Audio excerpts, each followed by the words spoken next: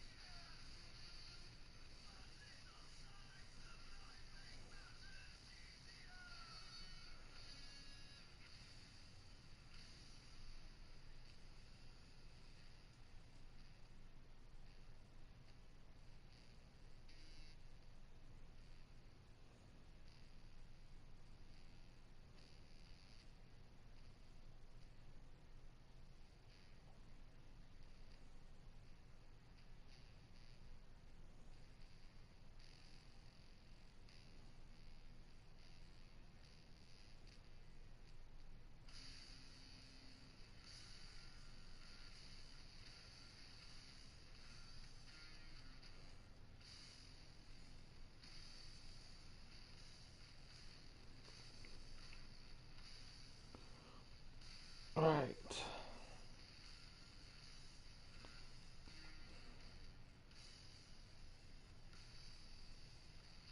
All right. Okay. So it's been a minute. It's been a bit longer than I planned on doing week 2 of Blast, but last week was a very, very, very busy week for me. A lot of stuff was going on, so I couldn't quite move along with it like I originally intended speed wise, but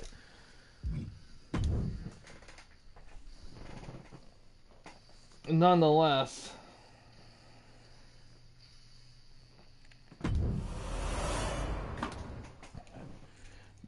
gonna get this going. So also, cause Grayman is he'll be getting in here in a bit, so I'll do some talking, give him some time to hop in here.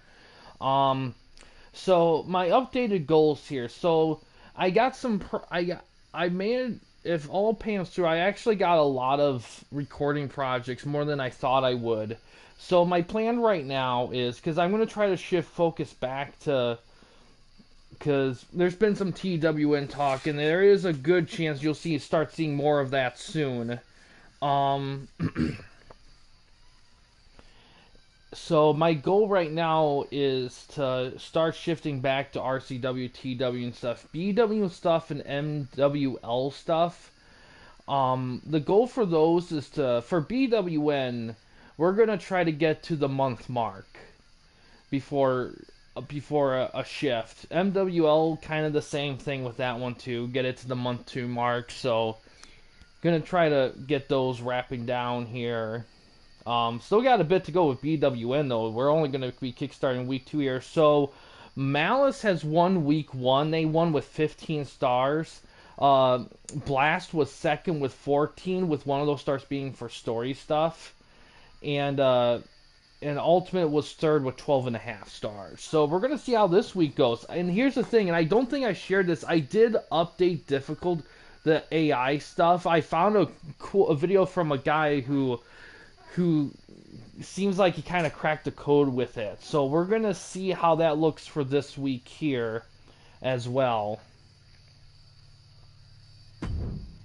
We're gonna get to show here, and we're gonna take a quick look at the upcoming matches. There is story stuff too. I will leave this here, so we had to make some minor adjustments to this to compare to the booking due to game shenanigans. I'll leave this here for a minute or two, so if Grayman's able to catch this, he can go through stuff.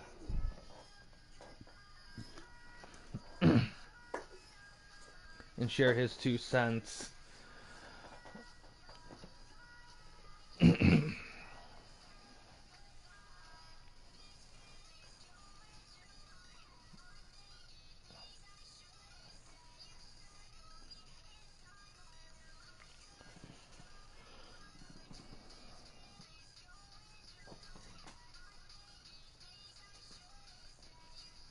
But yeah, so we're going to be seeing how these matches go this time around. It's been going good, Oregonian Owl.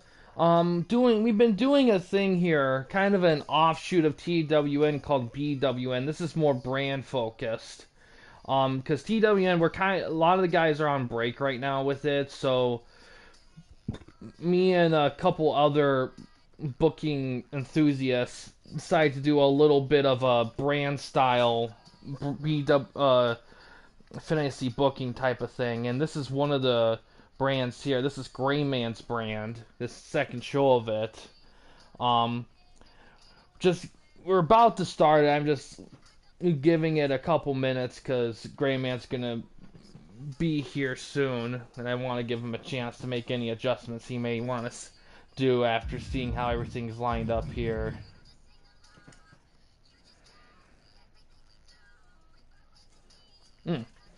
I can go over some quick updates from BWN that were in between the shows here that Grayman put here.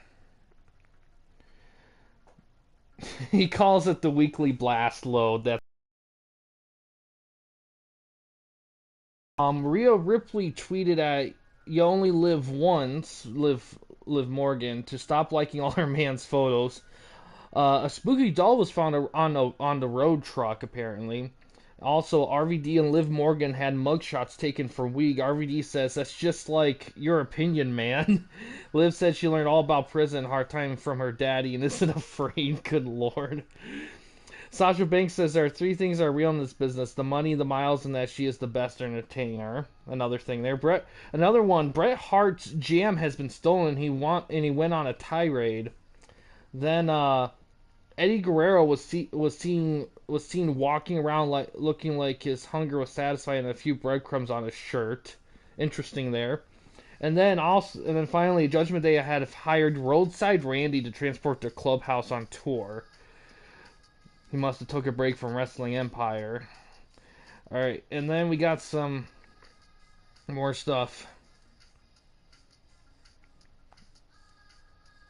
coming up here. Also, well, I could talk a little bit more while we wait. I got some more updates. So in terms of recording projects that are coming up, and I'll probably make a post about this on the YouTube thing. I am currently working on a series review of the MLB series, which was from 989 Sports. It is the precursor to the MLB The Show series. So that whole run started with MLB Pennant Race and ended with MLB 2006. I plan on that kicking off in September.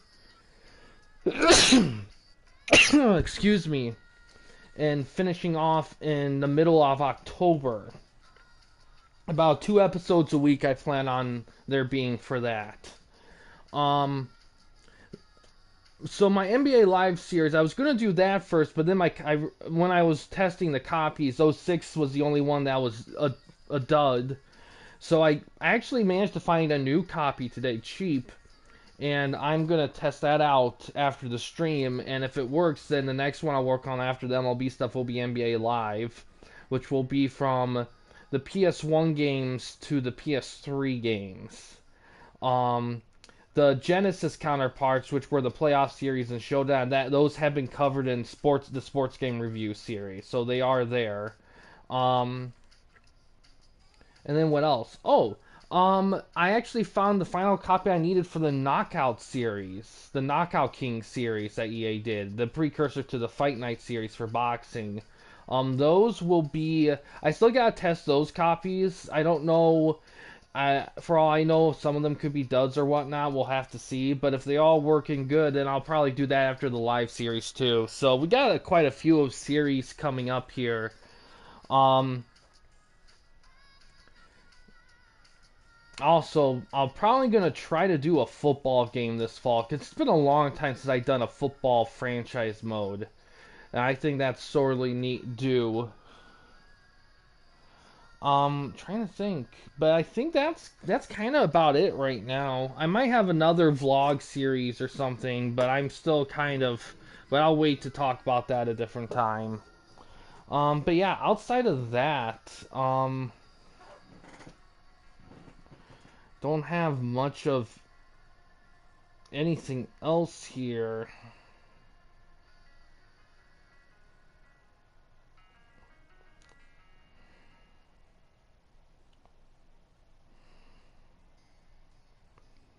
Okay. I think could I still edit stuff if I get the show going? I probably can. All right. So no.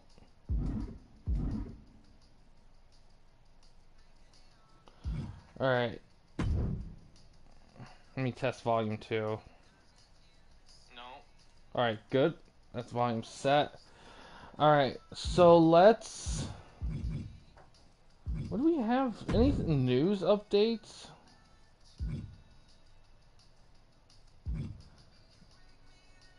Just this stuff here.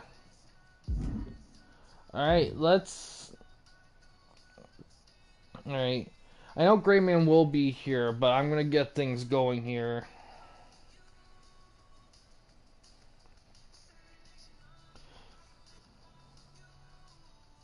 You know, that's a good question. So... Here's the thing with the college football stuff. I actually have planned an NCAA football series review or continuing it for a very long time. I did the PS1 games years ago. The only game I have left to get is NCAA Football 11 for PS2. That's the last one. Once I get that one, I can just do PS2 and PS3 games straight. Um, but NCAA wise, the only one I would probably do out of that is 04 because I have done that on the channel. I like to review the games on the channel before I do modes. For NFL, that's a good question. I've done a string of 2K stuff for a bit. I kind of want to try to do another Madden title because I know I've done 01, and 04, but I haven't done 02, 03, and 05. Those are kind of the other three. I kind of, if I'm gonna do a Madden one, I kind of want to do one of those three. I might do a poll and see. I might do a. I'm in all honesty, I actually also kind of want to do something that's neither of those two as well, like maybe a game day or fever game, or hell, even maybe a Blitz Pro even, because I kind of want to take a look through that game too. There's a lot of ones to look at, and to be honest, I even not even like PS2, maybe like a PS3 or PS1 game. Like there's definitely like All Pro Football 2K8. I wouldn't mind reviewing the season mode in that game. What other one is there? There's a bunch for PS1. Like I wouldn't mind reviewing a PS1 game day game. Um, then of course, there's just a lot of different stuff to look at. It's just at the moment I'm just kind of trying to the key is just going for what I'm vibing with the most, because those kind of games, they take a minute to do, and I want to make sure the game I pick is something I'm really feeling for, because I don't want to pick something that I'm just kind of meh about at the moment, because then that kind of drags things out a bit. And I typically don't do that, but it is something I'm kind of getting more and more like as I get older, just because time kind of moves a little differently when you get older, so you become a little bit more conscious of it. But I'll probably do a poll on it in all honesty, but I'm kind of leaning. It's hard to say. Um, we'll see. I'm kind of leaning toward maybe something that's not 2K or Madden, but like I said, it's been a hot minute since I've done a Madden game. So I might do another Madden game because for 2K I've done 2K2, 2K4, and 2K5, and I've done NFL 2K2. So I've done a lot of the 2Ks. So if I'm gonna pick between if it's between Madden and 2K, I'll probably do Madden just because it's been a minute. But but yeah, we'll get this show going here. All right, still can edit and do all this stuff. All right, I don't know how much longer I wanna hold off for Gray Man. I know he says he's gonna be here. Well, we can edit stuff midway through if necessary.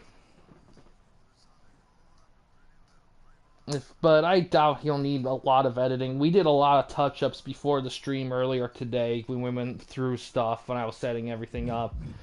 So we'll get the first thing up. It's a backstage brawl here between Kairi Sane and Liv Morgan.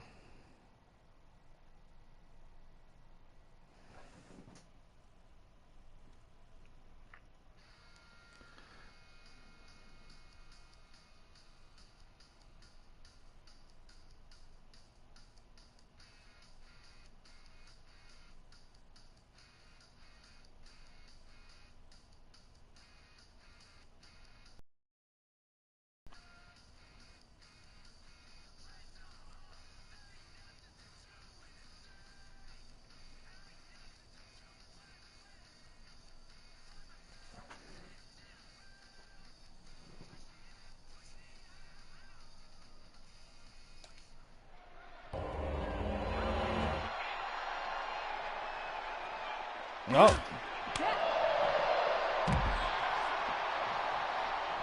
Backstage here.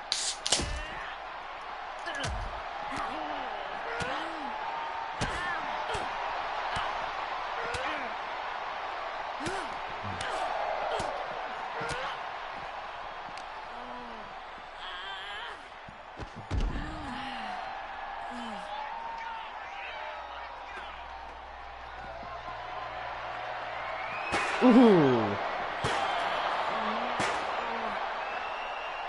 Kari's slow to get up here.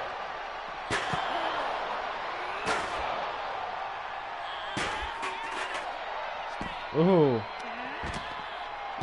that a wheelbarrow stunner? Ooh. But also, in terms of football stuff, there's also some indie football games that I wouldn't mind exploring too, like Retro Bowl. I would love to explore a bit. There's a lot of different stuff. It just comes down to finding something right to vibe with. And to be honest, it also depends on like if I feel like doing it as a recorded series or a streaming series, because I kind of been mixing up the two, but we'll have to see in that regard. Ooh, crossbody.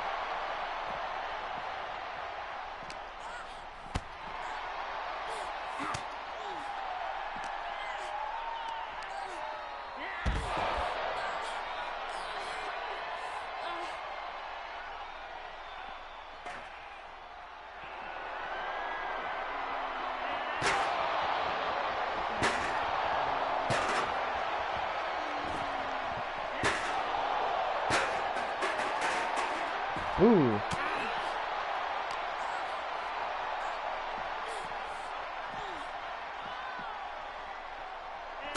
Oh, spinning back fist.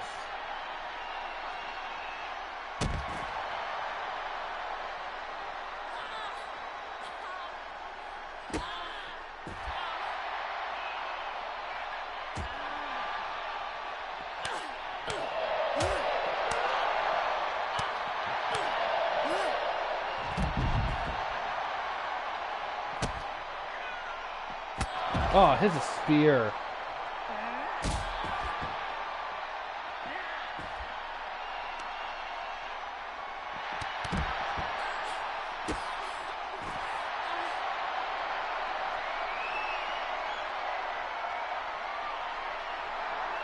Oh.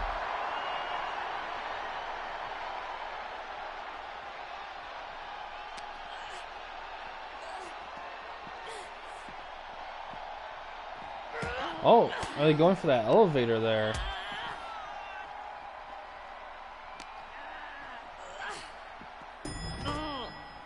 Well, actually, a correction on the college comment earlier too. At the end, I can't review other college football games outside of the EA ones because there was the 2K, the 2K. Oh, another spear. 2K games. 2K college football games there were. There was also the Game Breaker series from 989 Sports that was college football heavy. So there is other games I could look at too in that regard.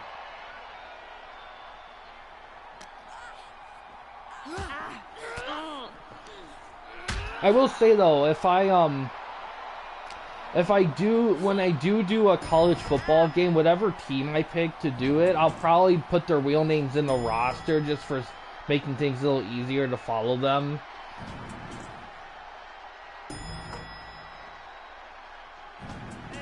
Ooh.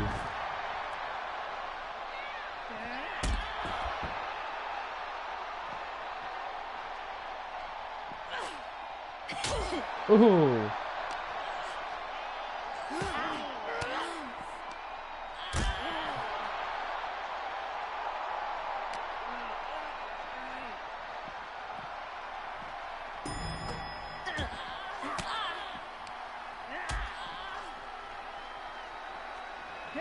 Oh. Oh.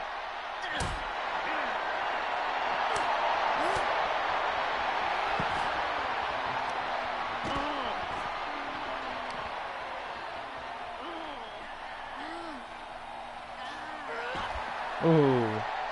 Some arm wrenching there.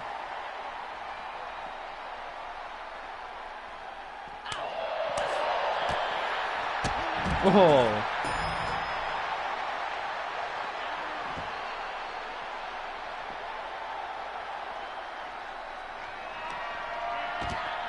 Oh, the counter must have happened. Ooh.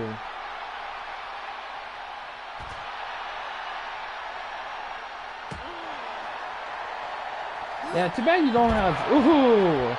Too bad you don't have free roaming camera. Ooh, 4 stars. Liv wins over Kairi Sane in this one here. 4 stars for that one. Great way to start things up here.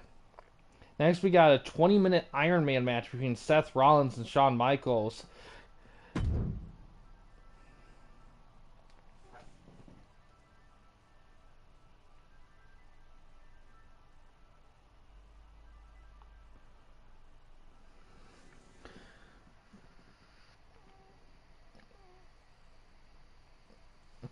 Alright, so here, a little bit of talking before the match here.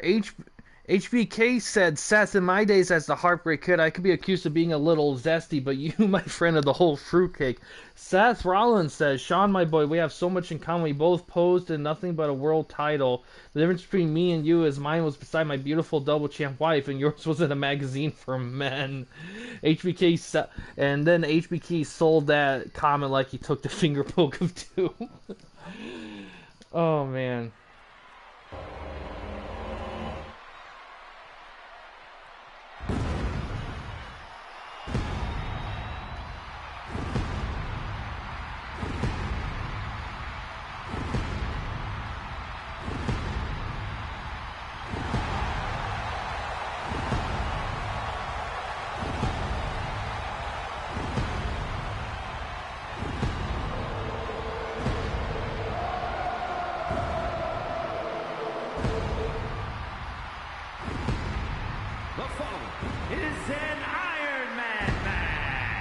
Making his way to the ring from Davenport, Iowa, weighing in at 217 pounds, Seth freaking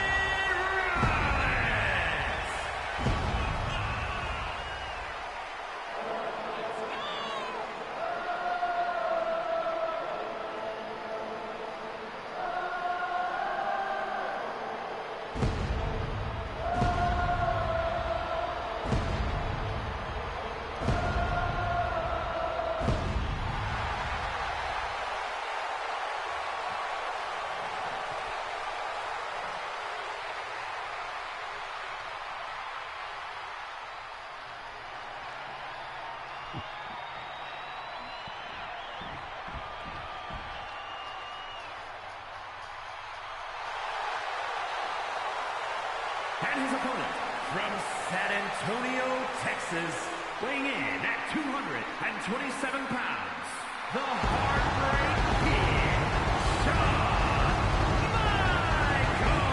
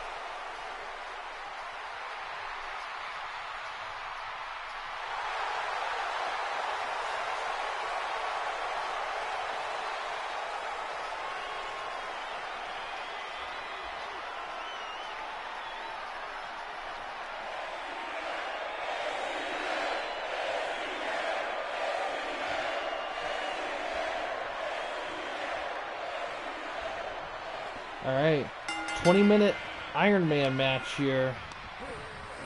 Well, I kind of misread your thing, because I thought the Kairi Sane, Liv Morgan thing was an actual backstage brawl, so I put that as the first match, because I looked through it, and I thought it was only 4, but then I saw that, and I'm like, okay, the first match is a backstage brawl, so I had it like that.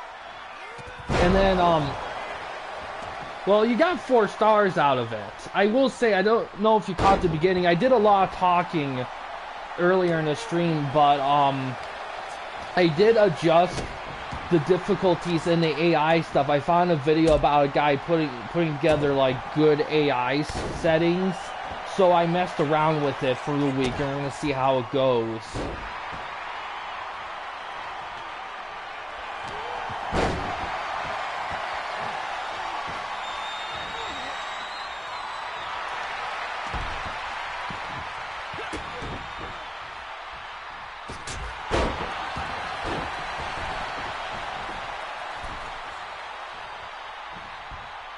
Yeah. Getting close to the fall, too.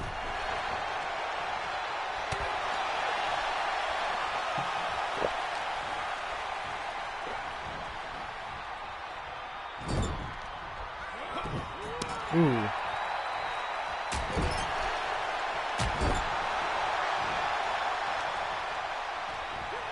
Ooh.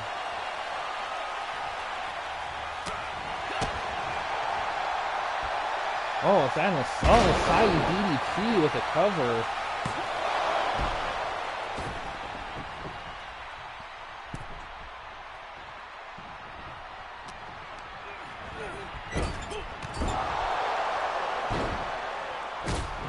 Ooh.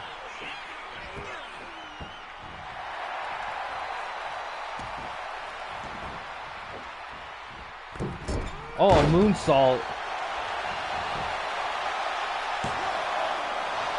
Ooh.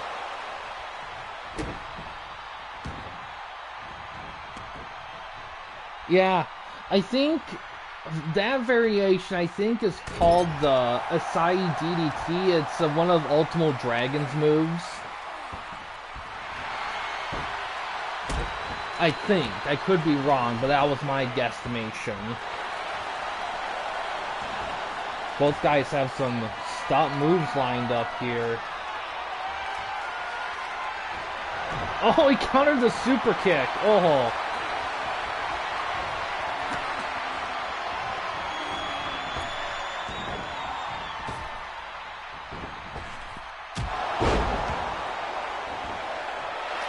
Yeah. Well, basically, because Ultimo Dragon's real name, his first or last name is Acai.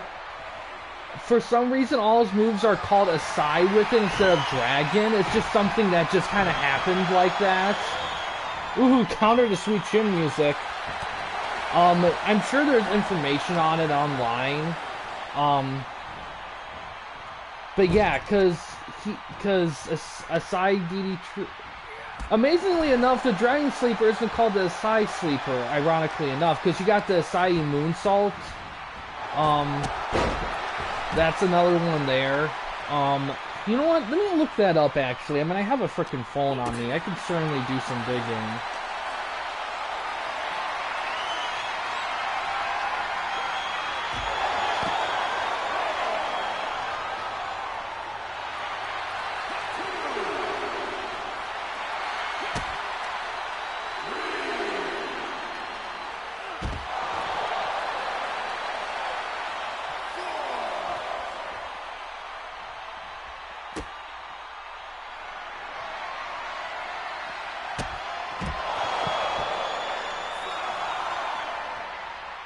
Alright, so...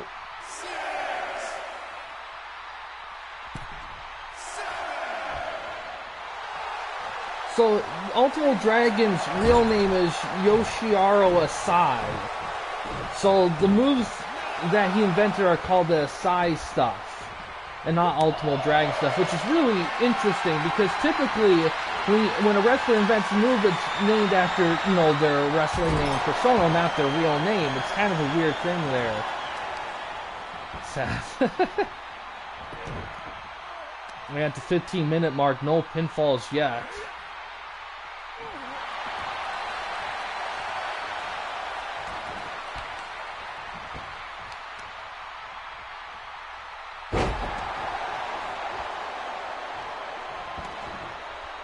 I don't believe so. Let me look up his career.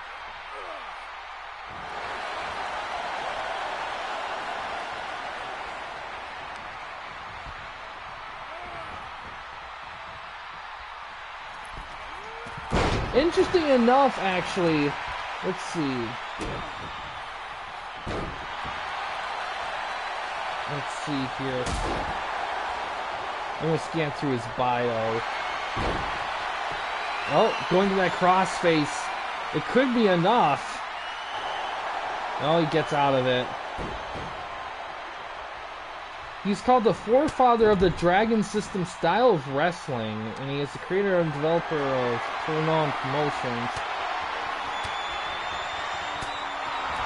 And he's working on the current Dragon Gate. Credited with popularizing the Sai moonsault. Ooh, another counter.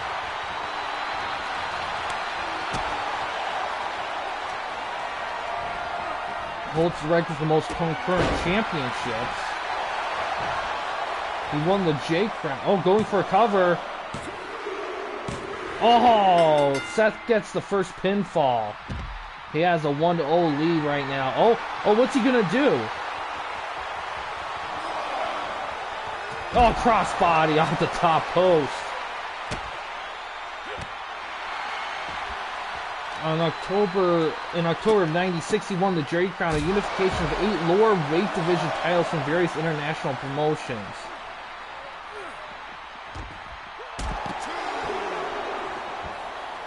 From December '96 to January '97, he was the active reigning defending champion of 10 titles, a record which still stands. Jeez.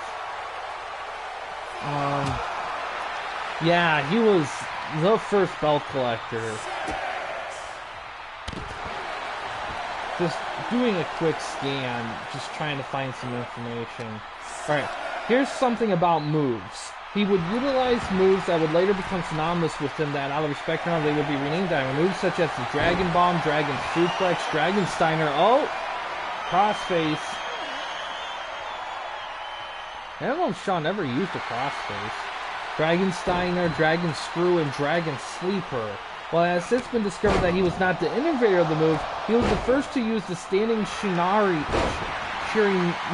as a finisher, and was called the Sai DDT to honor its extensive use. He would become the innovator of the springboard moonsault onto a standing opponent outside the ring, which would become known as the Sai moonsault. So, it's kind of a mixture of the Sai and the Dragon stuff, although I don't know of the moves named after him as Dragon. I don't know how many of them were actually him invented. Oh, the stomp!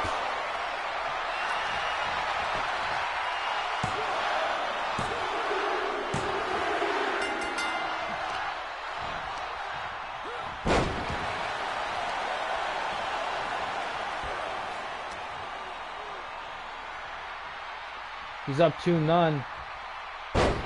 Fisherman suplex.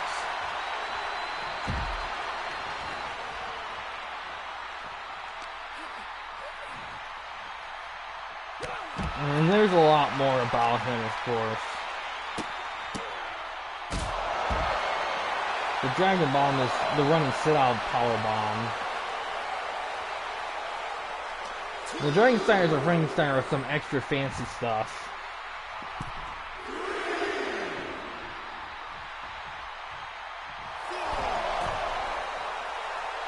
Okay. Did he train Great Muta?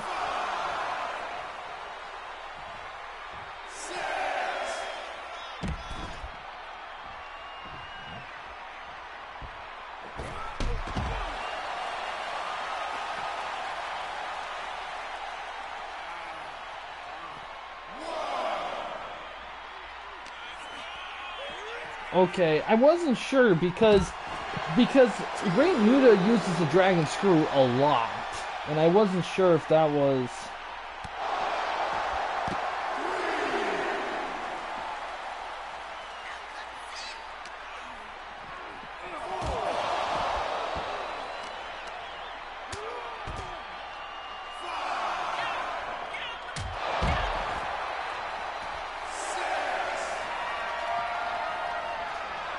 With Chono Misawa White. I don't know. I know there's the 4 pillars, which is Misawa, Kobashi.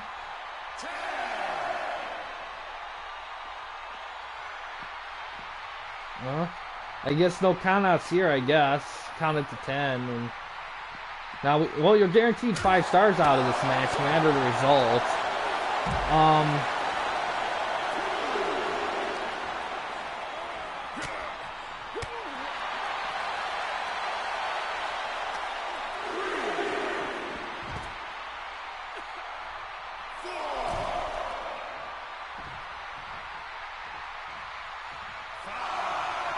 Yeah, let me look up. Ultimo Dragon is 57 years old right now. Great Muta is 61. So they're 4 years. Yeah, if anything, Great Muta would have trained Ultimo Dragon, if anything. But they're pretty similar in age, only 4-year difference, so. Yeah, I guess so. Oh, a pile driver. Sean really needs to get some pins in here. Ooh.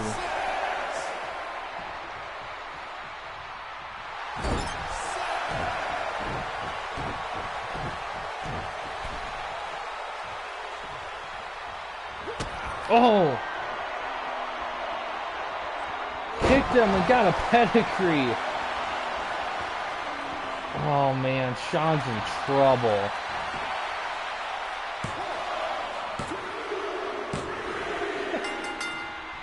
Oh man. Oh frick.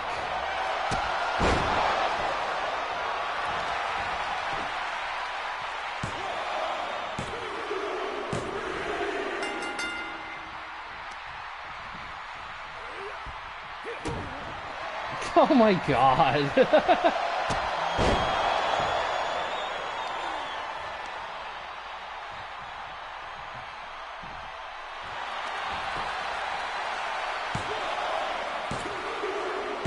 He's been saving all that up.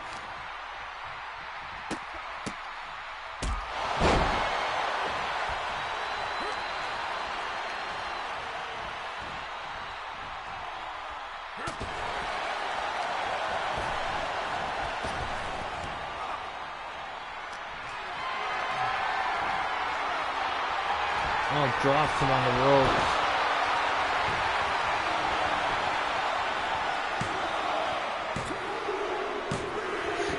Oh, he finally gets on the board.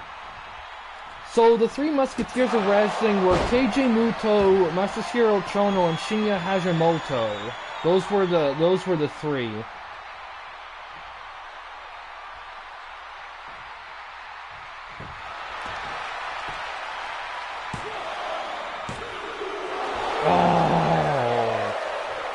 the four pillars of wrestling. That's the famous one too. They're Mizawa, Kenta Kobashi, Kawada, and Akira Tua. Yes. There's some moves like that. Oh, two. Well, the four pillars were in All Japan Pro Wrestling. Yeah, that was All Japan. Oh, Sweet Chin music. Oh, finally. Come on, get that pin, dude. What are you doing? Sean, come on. Oh, he's gonna kick out. I don't know. No, he got it. He's only two behind here. He can get a little sneaky pin in here. He can...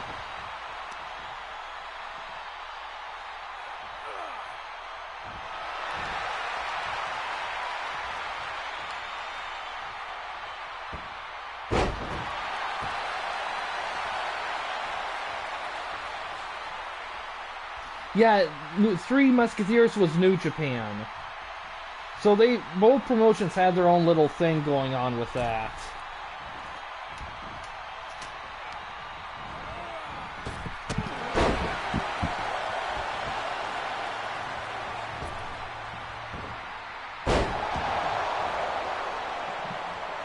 Come on, Sean.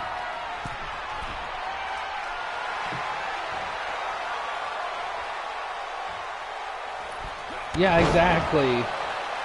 That'd be smart. Especially with only 4 minutes left. Sean. Oh. Oh.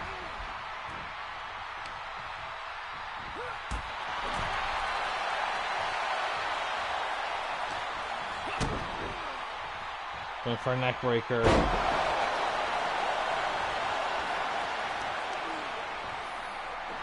Oh, he's stunned. This isn't good.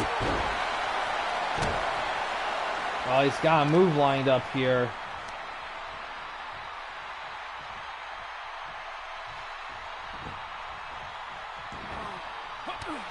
Oh, counter. Come on.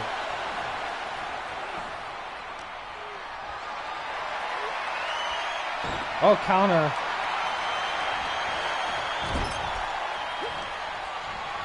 Yeah, he did.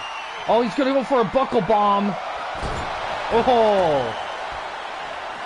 Oh, he's going for a cover.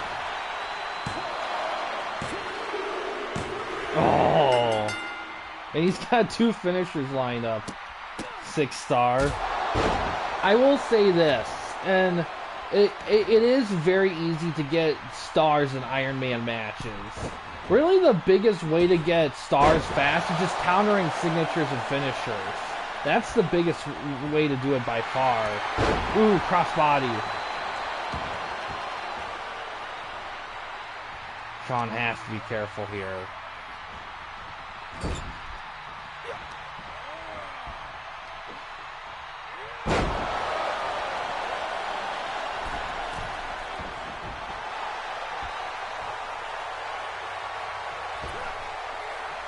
Ooh. He has 2 minutes to get 3 pins to tie it, 4 to win. I don't know if he's gonna do it. Oh!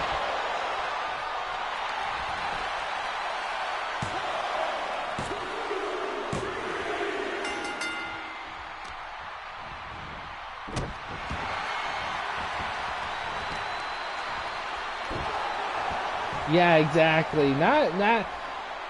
Yeah, the offense, his offense has definitely kind of been, yeah, he's not suiting the Iron Man part. Oh, no.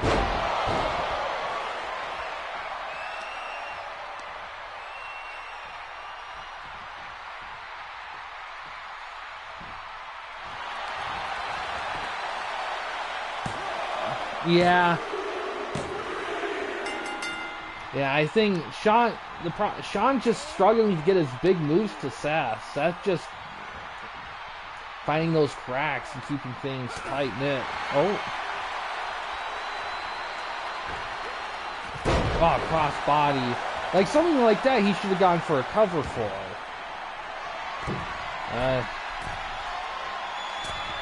Elbow drop.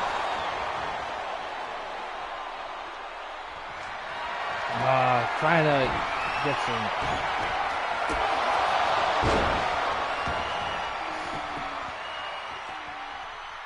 You see, what Sean should have done is he could have gone for a pin after the elbow drop, and then do sweet chin music after that. He could have done both. Just stuff like that. Oh, see, he took too long, and Seth kicked out. Yeah, exactly. And the thing is, Seth's damage is pretty extensive. It's kind of, at the end of the day, Sean just didn't capitalize as much with his moves.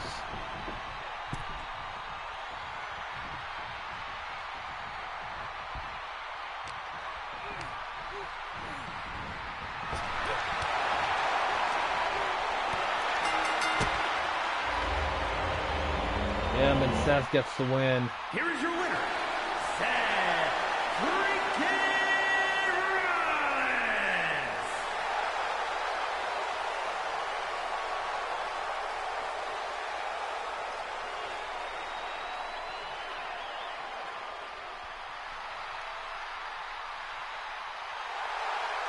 Yeah, it was still a great match. Definitely shows off a good. But yeah, 5 stars. You're at 9 now. Now we got tag title match here. Finn Balor and JD McDonough of Judgment Day facing the champs, the Road Warriors.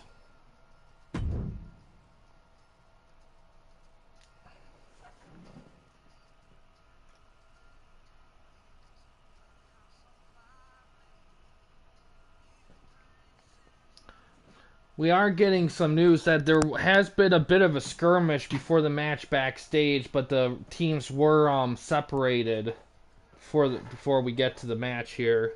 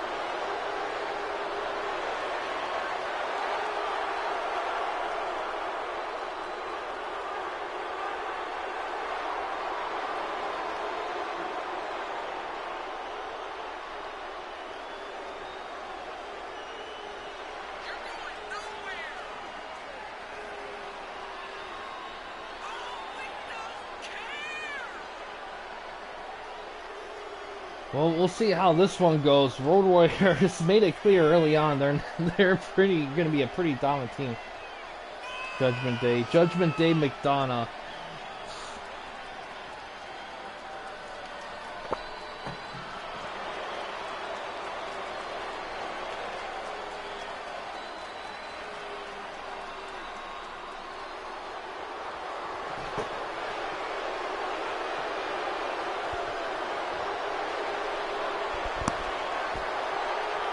Very focused and stoic right now for the two.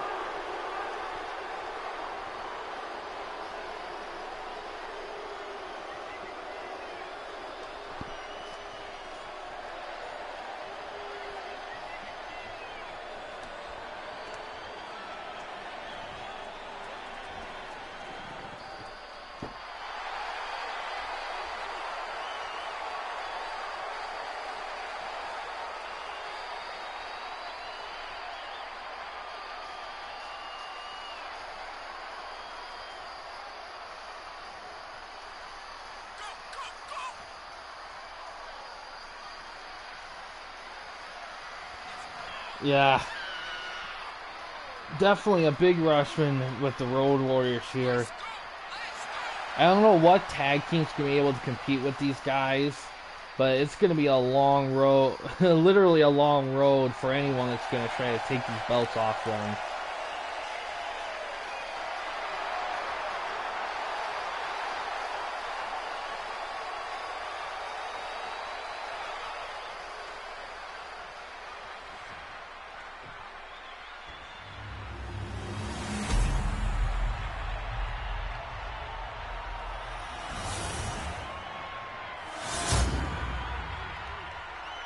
The following contest is a tag team match set for one fall and is for the Tag Team Championship.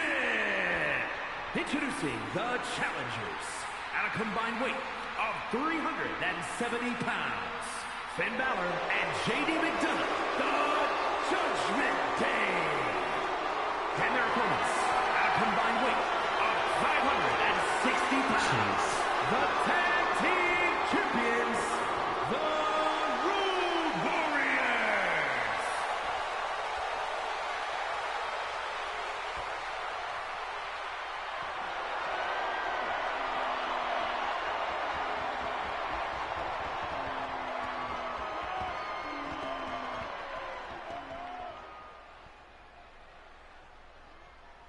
Alright, let's see what happens.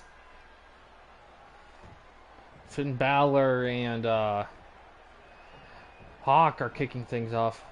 80s action figures, yeah. Yeah, the models are great for these guys. When you download from the store, it can vary quite a bit. It can be a little tough to find good models for some guys. Might have to mess around a little bit sometimes. That does remind me, Gray Man. I'm gonna see if I can share that RCW logo link into the Discord so you can download it on your thing. Cause realistic skin too. Yeah, that's true. So that in case you're struggling to find that logo in game, cause you should be able to download it, since the community creation is supposed to be cross-platform.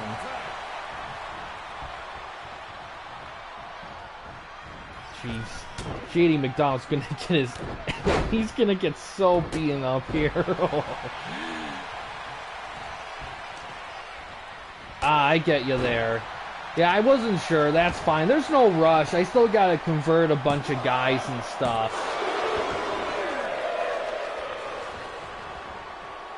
I mean, I still even gotta buy the frickin' Post Malone pack so I can get access to the Headbangers to create the Team Entitlement team. Because I'm not gonna download the Headbangers if I can just get the DLC pack.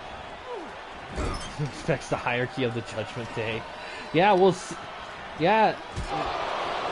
It's gonna be interesting. I mean, Finn Balor could probably hold his own against one of the Road Warriors, but I don't know if JD McDonough can. It's gonna be hard to say.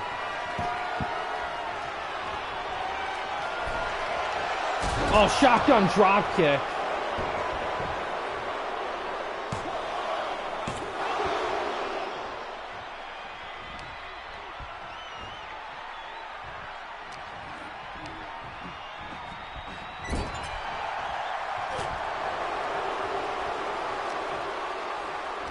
Happened. Yeah, that's probably the best roll right there. Finn can definitely seal the deal. Oh. Animal gets a hot tag to Hawk, and now it's Finn and Hawk here.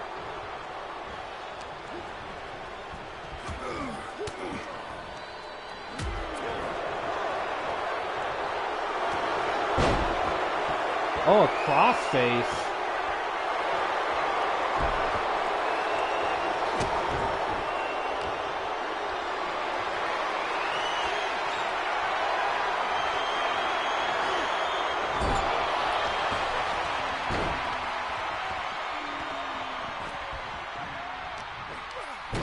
Oh, code breaker.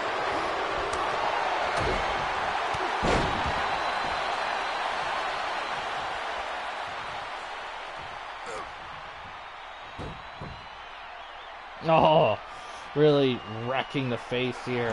Oh, tags in Animal.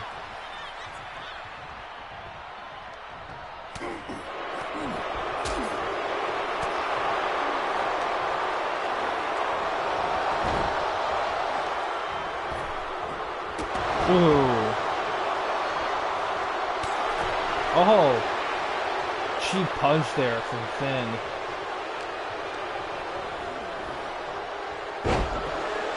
Oh, Finn getting some. Oh, he's gonna tag in JD here.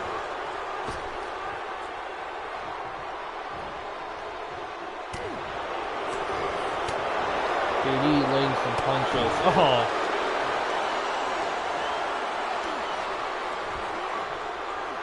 Oh, power slam. Decides not to go for a cover. Jawbreaker.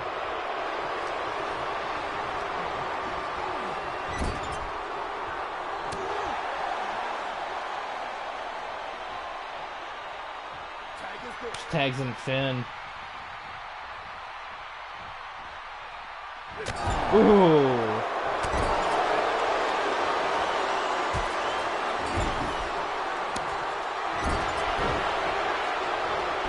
I will say this about these 2K games. I like that they have been improving creative wrestlers to make them feel as much as possible as they were already made in-game. That definitely helps a lot, because I know, they have to know that a lot of guys buy these games just to relive old school shit. So they almost have to do that. Oh, Gorilla Press with the cover. Only two.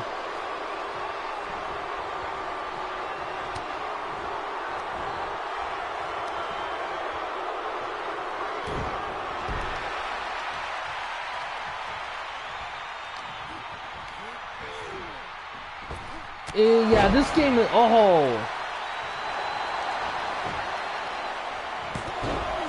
JD breaks it up.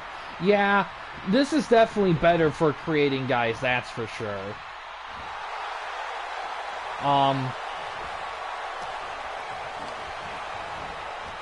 If you do happen to create your guy, I will download him and I'll throw him in with the RCW stuff too.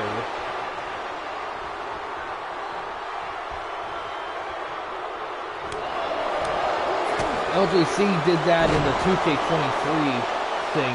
He created a guy and I threw him in there.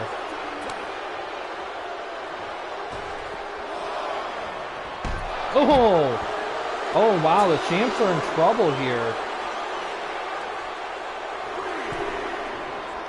Anyone you like, you can do remake great, you can do YWA Gray Man, you can do someone completely different. It's up to you. Yeah. Ooh. Yeah, that headbutt spear automatically knocks him out. Ooh, shotgun to the corner. Ooh, counter.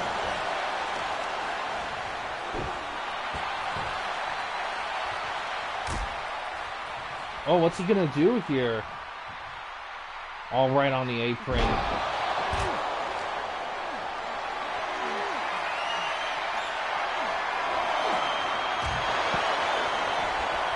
Yeah, they kind of have it in their favor.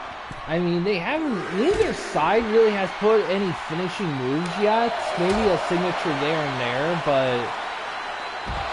but I almost looking pretty raw. Hawk is still in decent shape. Same thing with Finn, but McDonald's getting there though. Yeah.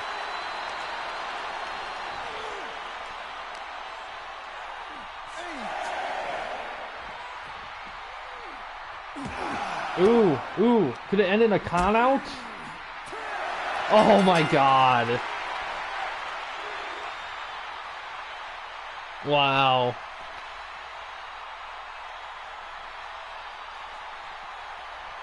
Welp.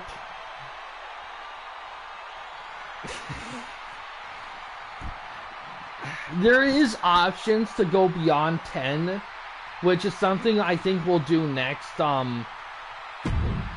I think I'm gonna experiment with creating a more default like match type for BWN stuff because I don't know if I can change countouts in standard match in this. I don't know. It is actually. It is. You can do. I think you can do title matches with backstage bras. You can even do tag title matches with it. I believe. I might check it out for my show because I do have a hardcore title. But yeah, let's move on to the next match here. Rhea Ripley and Mercedes Moné for the women's title match. Women's title, I mean.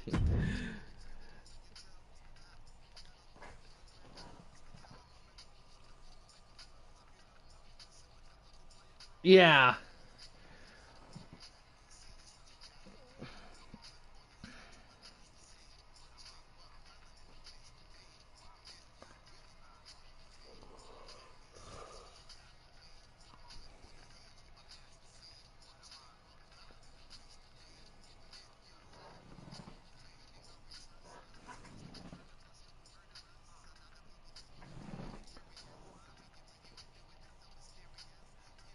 Oh yeah, they are.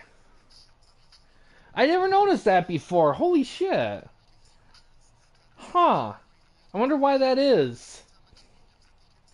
Weird. Maybe they do it based. Maybe they assign it based on the level of their photo. That is for the Women's Championship.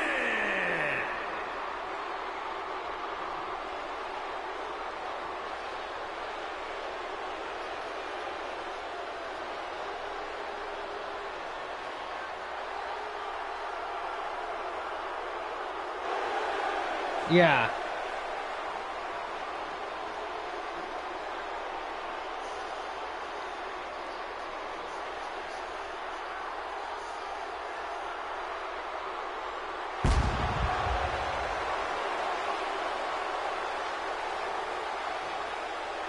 You're very serious tonight.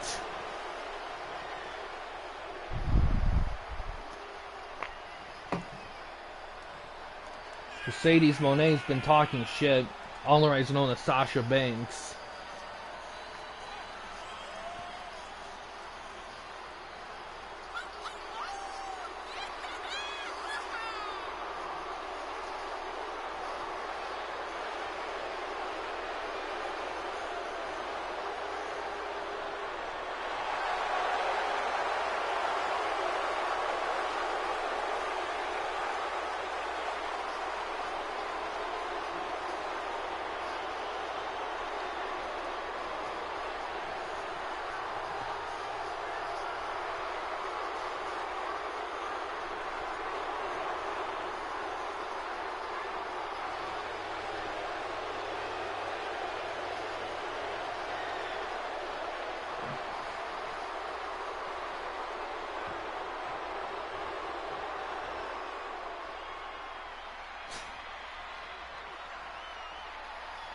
Some of these creative wrestlers, I might have to update the Titantrons for, because, like,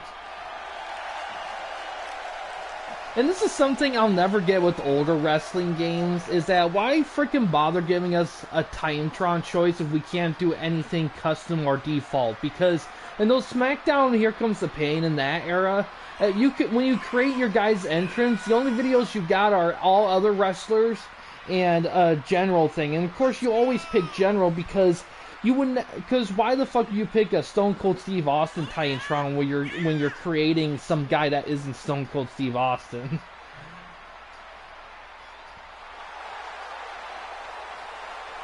Yeah, Rhea's definitely gonna be on a violent streak here, that's for sure.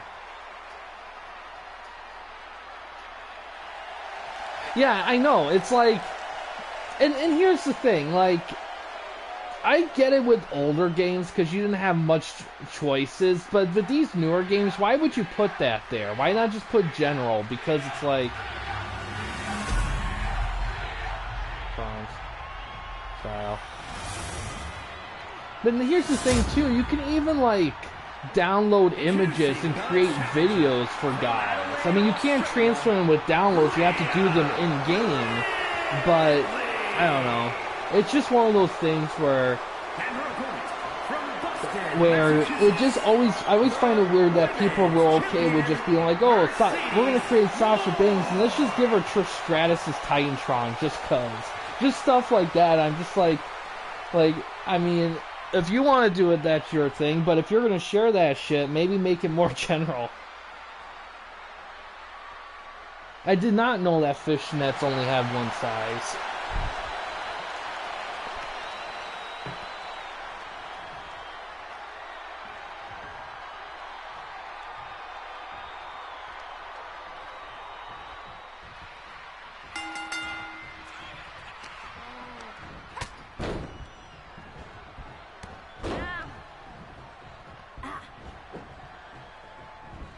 Ooh.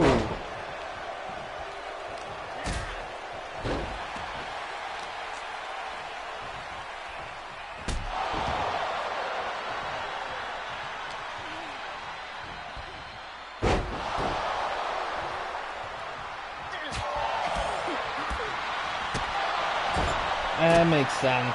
With material like that, it makes sense.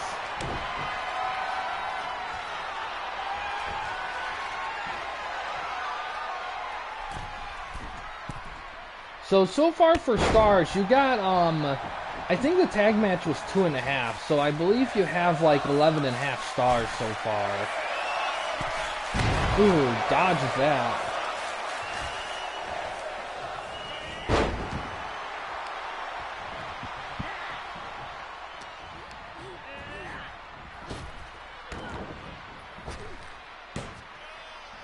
Oh, wheelbarrow DDT. Goes for a cover. Ref. Jeez. Fucking refs. I do legit hope in the 2K25 game we can create refs, because I would love to do one of these with fucking Nick Patrick or somebody like that.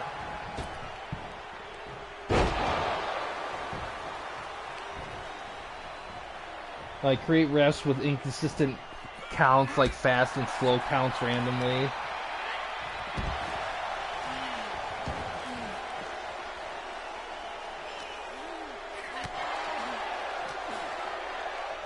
Ah.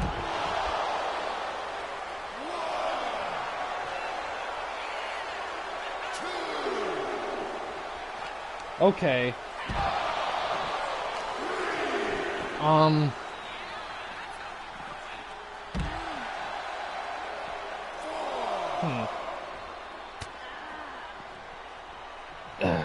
You visit him often? Oh, big counter there.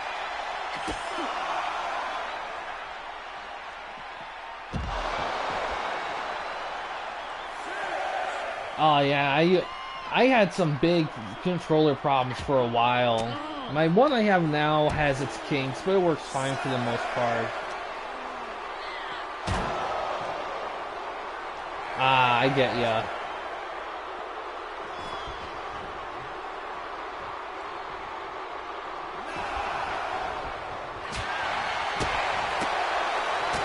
You said your 2K games through that laptop? Is that what you said earlier?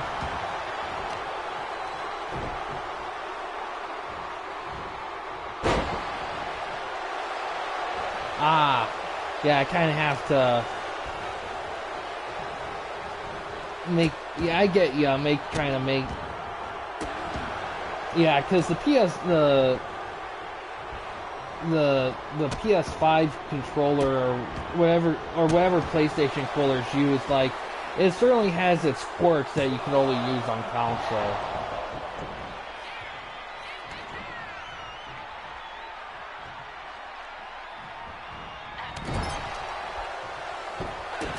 Ah, okay.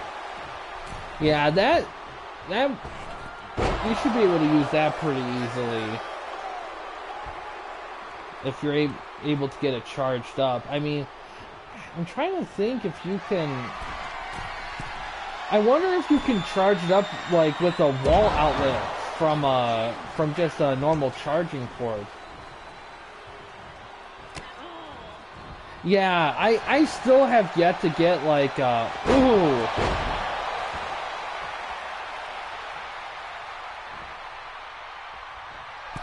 I still have yet to get a PS5 or Series X, and it's just I just never had the money and everything taken care of to justify getting like one of those, especially when I use the current gen shit so freaking much.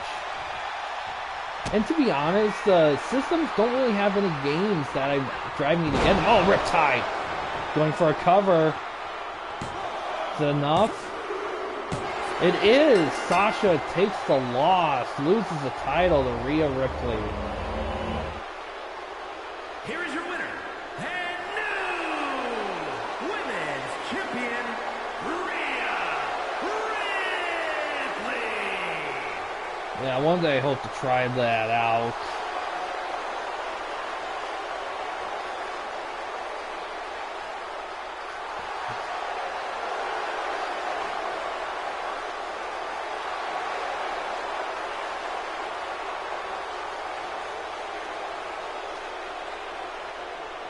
Alright, 3.5. 9, 11.5, 14.5. So you're at 15 right now. So now the main event here for ya.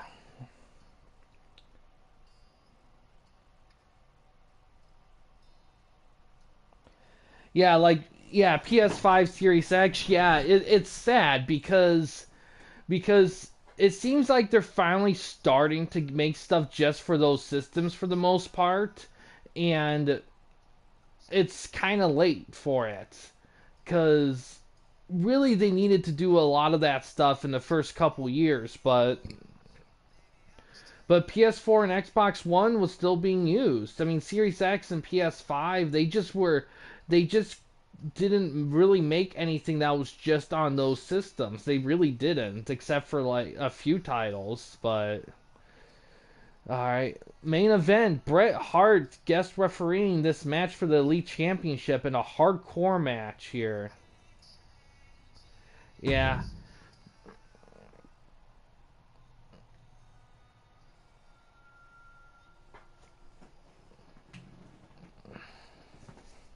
Yeah, I mean, really, to be honest, EA's College Football 25 game, that's really legit the first game that I see that I want to play that is legit only on the next gen system. I mean, there's probably other games I would like to play that's just on there, but nothing that's like making me scream for it.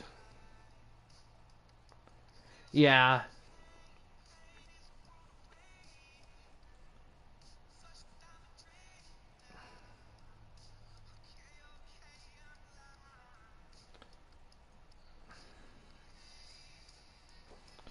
See how this goes. The following contest is a special guest referee match and is for the Men's Championship.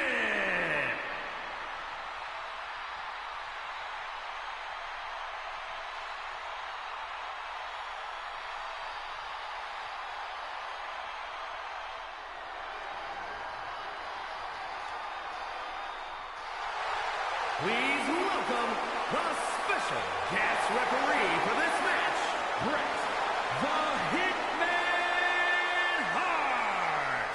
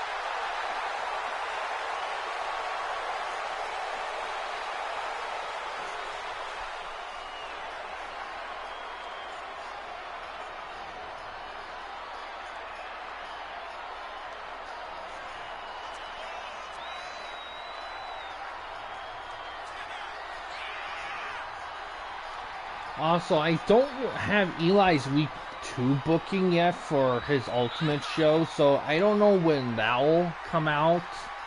I'm talking a bit earlier. I'll talk more about streaming schedule when we finish the show up. See if Brett Scrooge. Yeah, we'll see. Um, but I would say I do plan on streaming again tomorrow, but odds are it'll probably be a MWL show. Although I wouldn't mind doing a little bit of Wrestling Empire stuff though. No, I'm still waiting on DPS's show. Cause before we change things to make things like freeform, I want to do his week 2 show first because everyone already booked and put in with week divisional stuff in mind, so I want to finish that off and reward properly on that before we shift gears. But once he does that, we're free to do whatever. Because after that, we'll shift to like pay-per-views. People can do as many shows up to 8 as they wish. The new format is going to be, for this, finishing off this season, as either first promotion to get to 200 popularity points or the first promotion to do 8 shows. Once either of those reach, the season will end and we'll move on to the playoffs. Next season, there'll be another step to it, and I'll get to that point. I've already talked about all that in the Discord, but it will be... But it's going to be interesting, because I know LJC is probably not going to do any more booking for the rest of the season. Star Fox did wish for a little bit more of a delay, but we'll see what he thinks about in a bit. I just want to try to get DPS kind of finished up so we can do the other stuff. The challenger from El Paso, Texas, yeah, exactly. Yeah, it.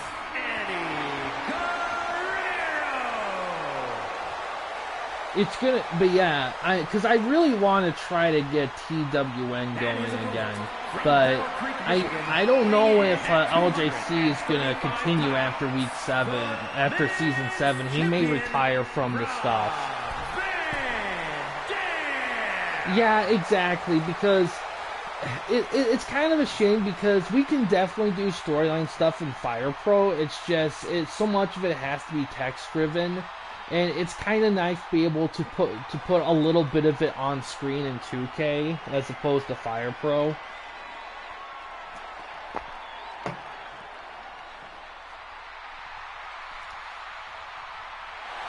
The only, to be honest, I mean, there's differences, and Fire Pro still edges 2K out by a bit, but really, the biggest thing that holds 2K games back is just having that limit of wrestlers to 100. You know, if they can just increase that by any real amount, it would make such a huge difference. Joe.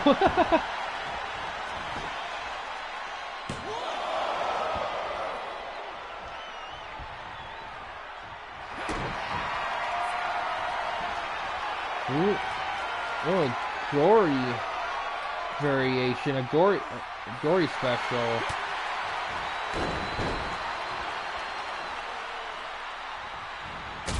Ooh.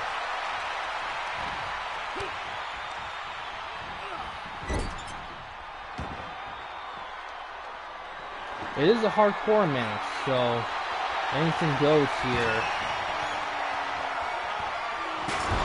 Ooh. Oh, counter.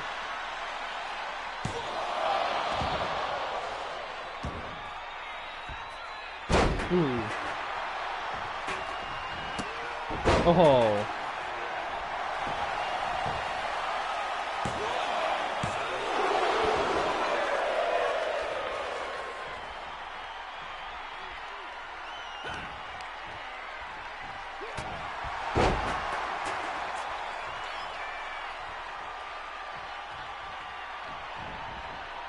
Oh, avoids it.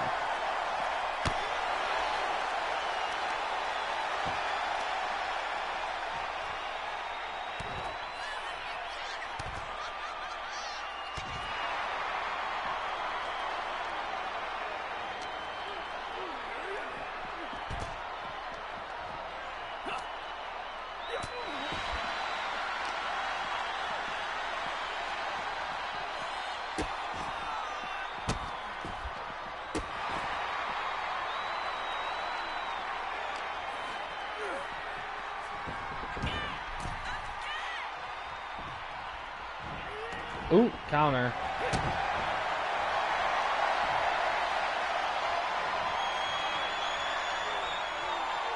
Another gory special. Oh, they're being slow, you say? Gray man, the messaging. Ooh.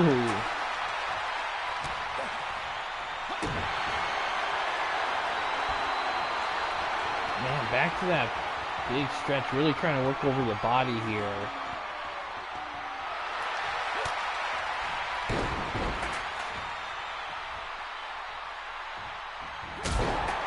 It should be, in all honesty. When I downloaded that model, it looked like it was, but I'll have to look in game, because I believe it is, but I'll have to check. These newer 2K games are pretty good about including like new moves like that. Oh, candlestick shock goes for cover.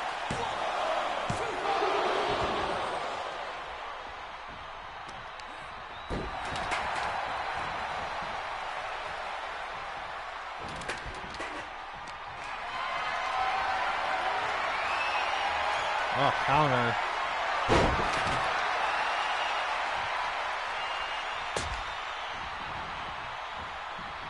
Earl has something, getting something saved up here.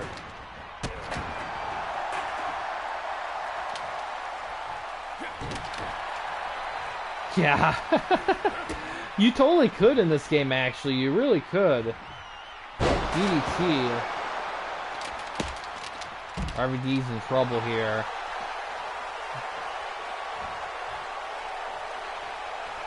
Brett's been kind of... Oh! Fast count, yeah.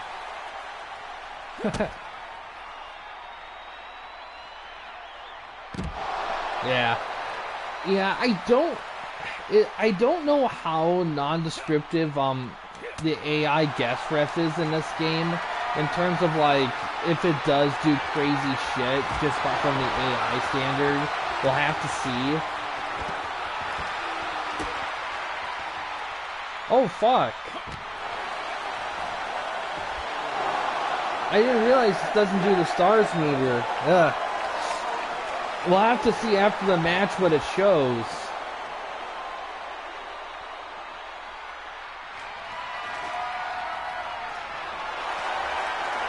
That might affect things a little bit. Yeah.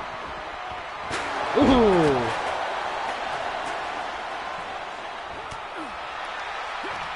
There might be a score of some sort. We just may have to maybe do a conversion thing on the spot. We'll just see. Ooh. Springboard drop kick. Contaminator. Ooh, kick out.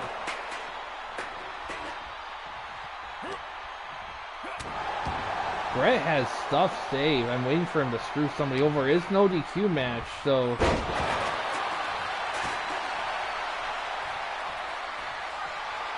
Yeah. Oh, the frog splash!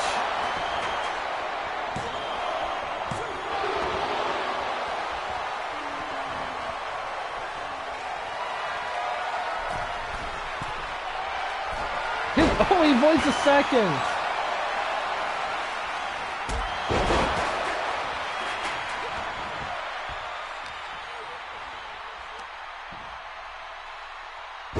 Called it perfect.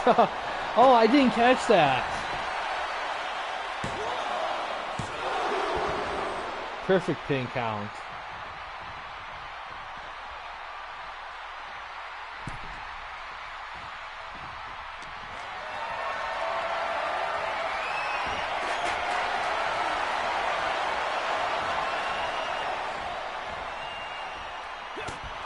Ooh.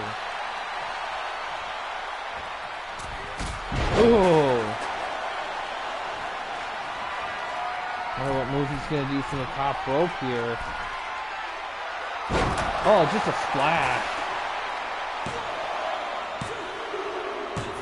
Oh!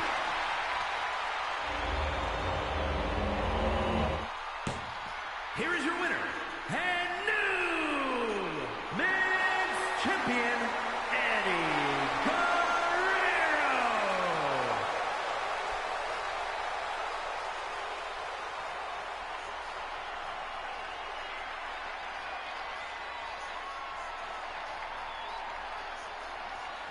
Alright. So it does a referee rating, and it says it was perfect. Okay.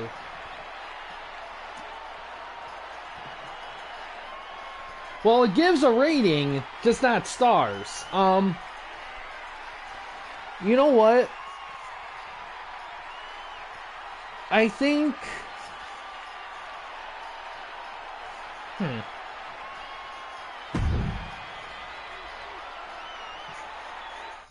Yeah. We could do that. Let's see how things went. That was 4, that was 5, so that's 9. That was 2.5, and that was 3.5. So 2.5, 3. That's 6, 10. That's 15. That's 15 for those 4. We if we do 15 divided by 5, that's 3. So that's 3 stars. So I guess we could like do it like that. We'll just give that one 3 stars. In all honesty, if we put other elements in that create a special referee match, like time limits and stuff, it could make a difference in grading that, but we'll just do we'll do 3 stars for now. I was kind of hoping Brett would be more animated with stuff, especially considering he's in a rivalry with Eddie Guerrero. Yeah, so we'll do. So okay, so here's what we'll do. So this is 15, and since the average 15 between the 5 matches is 3, we'll give that final match 3 stars. Then you can just have a total of 18 stars, and we'll call it good there.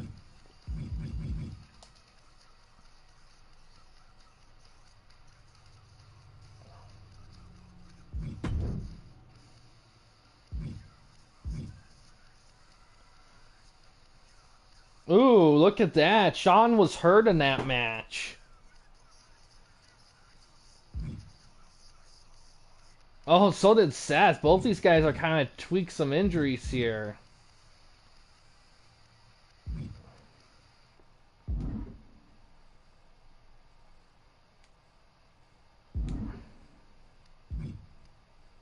Got the schedule here.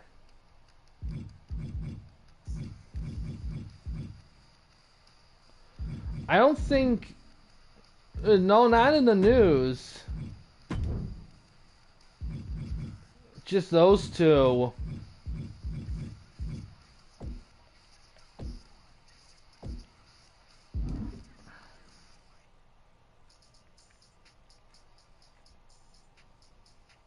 So I think what we'll do for special referee matches going forward is we'll just take like the average star system of so far between the 5 and just add it there. I believe so. I never really tested injuries out in this mode before.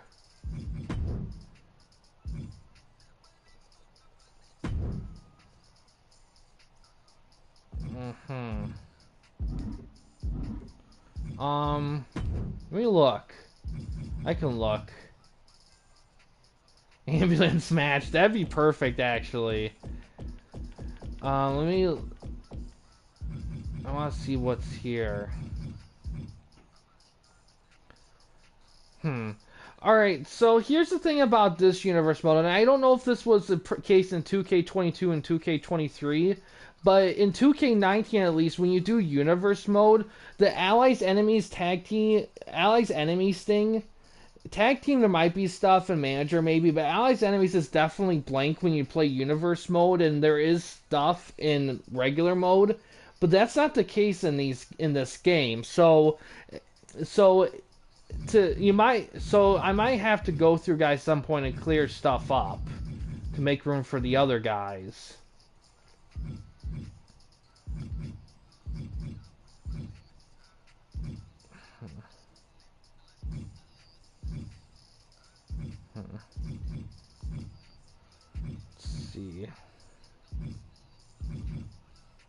But yeah.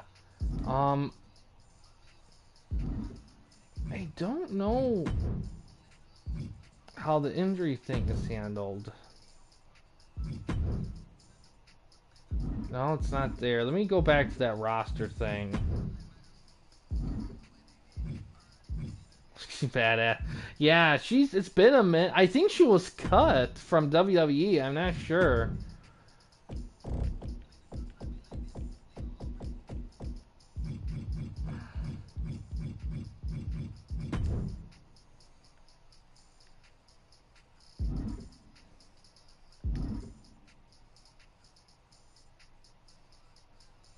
No, I can't do that. I'm not sure. I can't really look at them because of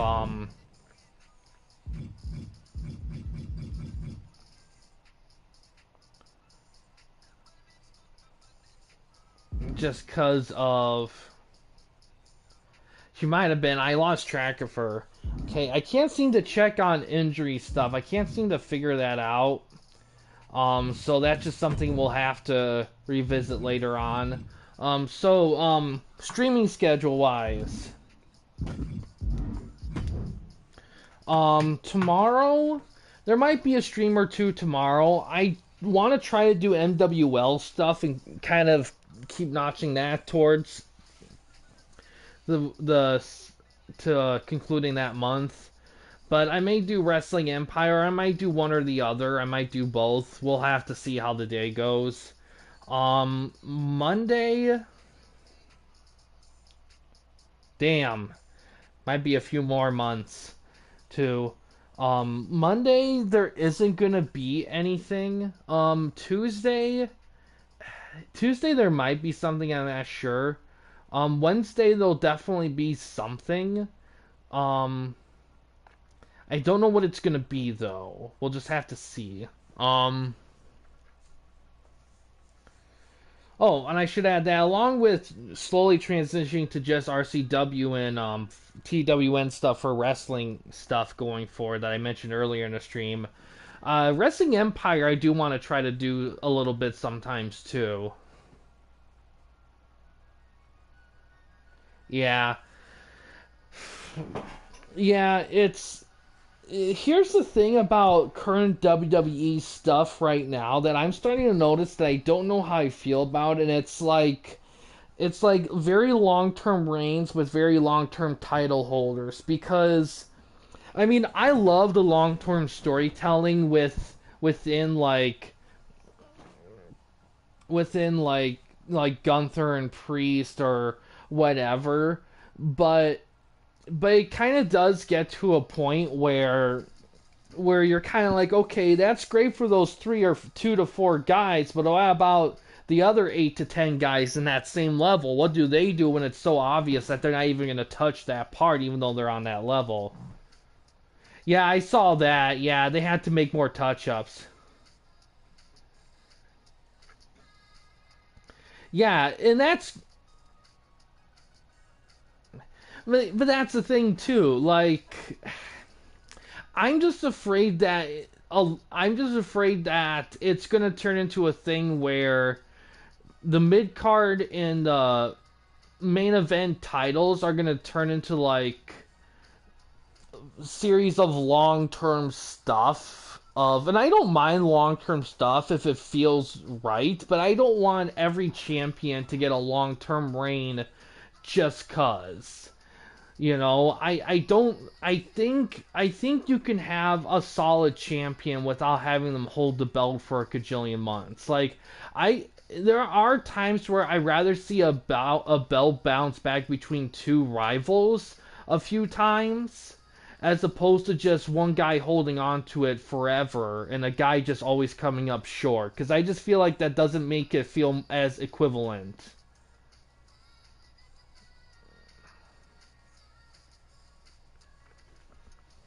Yeah.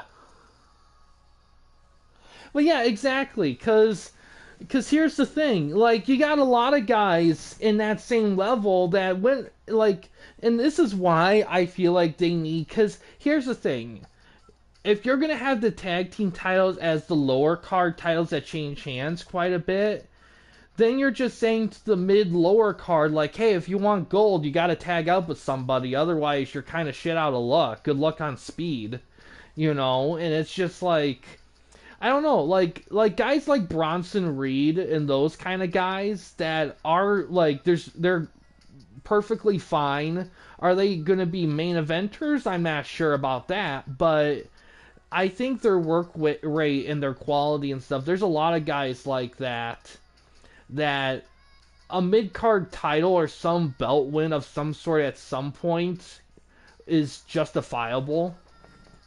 And and I'm not saying that every title needs to be hot potatoed either. I don't think that's the case either. But at one point, at some point, you gotta be like, what are we doing with our roster here? You know, what are we gonna do with these guys? Because you can either have a great storyline, a great rivalry or whatever, or something involving a title or a combination of the two. And you can certainly do that with quite a few guys, but you're not going to be able to do that with every guy. At some point, there's going to be some guys where, at the moment, the most they're going to be able to do is title chasing.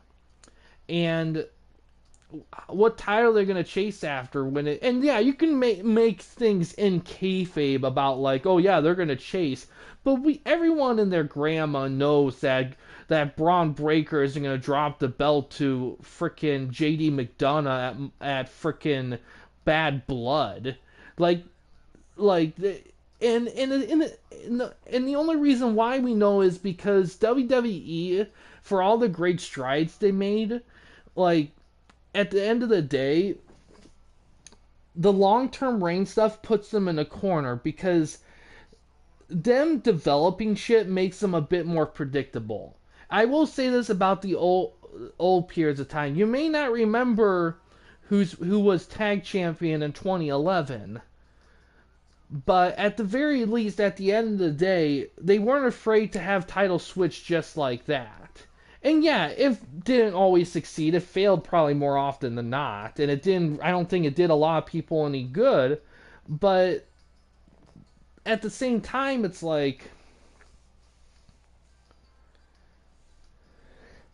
And that's the thing. Like, it can be unpredictable, but the problem is that at some point there's a line you cross when you're holding a title for so long that starts making matches and events obvious that you're not going to lose. And I think the only way you could really eliminate that is when you legit do have times when guys lose titles out of nowhere.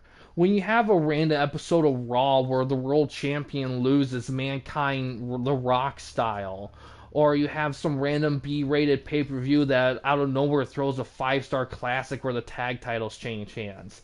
I mean, you need that because even though you're not gonna put your big shit on your B pay-per-views, you still need to give people a fucking reason to watch the pay-per-views. They're not gonna watch the pay-per-views if everyone knows legit nothing major is gonna happen. Same thing with the shows. I mean, you can't put all the big shit on the pay-per-views. You have to spread out the other stuff to make people have reasons to actually watch it. I mean,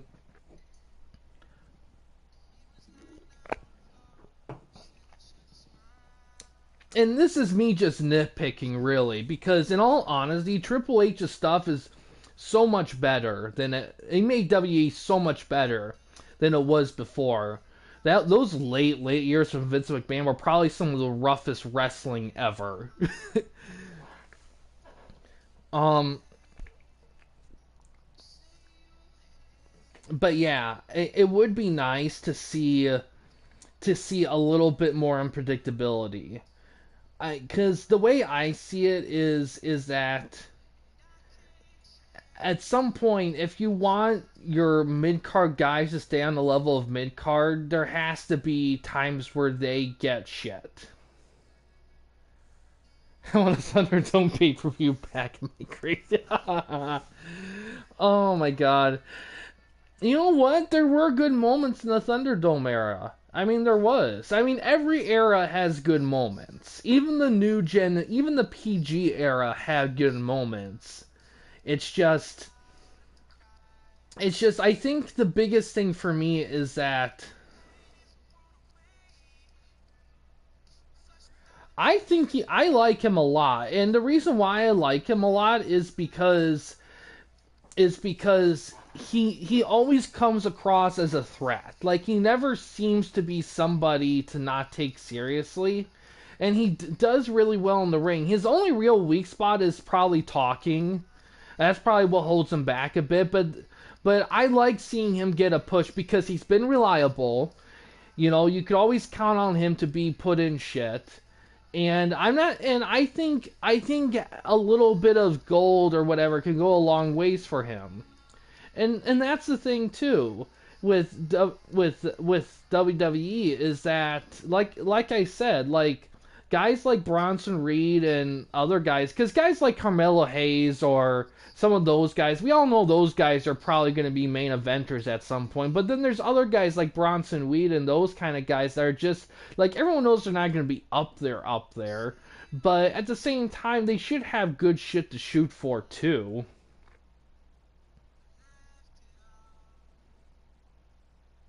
Yeah, yeah, he is, but he's good at it though.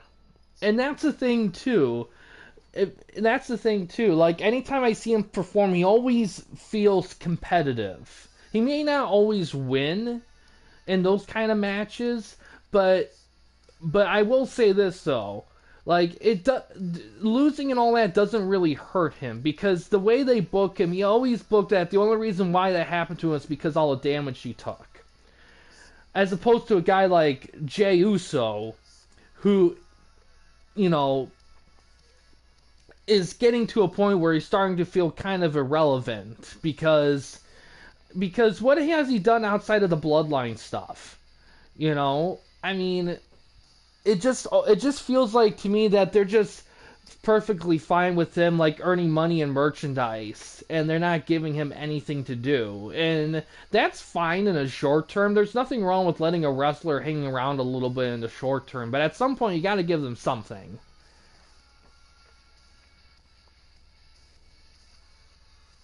Yeah, and that's the problem too is that and I think that's also why they waited so fucking long to really give LA Knight a belt is because why give a guy a belt if they're already making the same amount of merchandise and money as a champion or even more? Like what's the point? Yeah.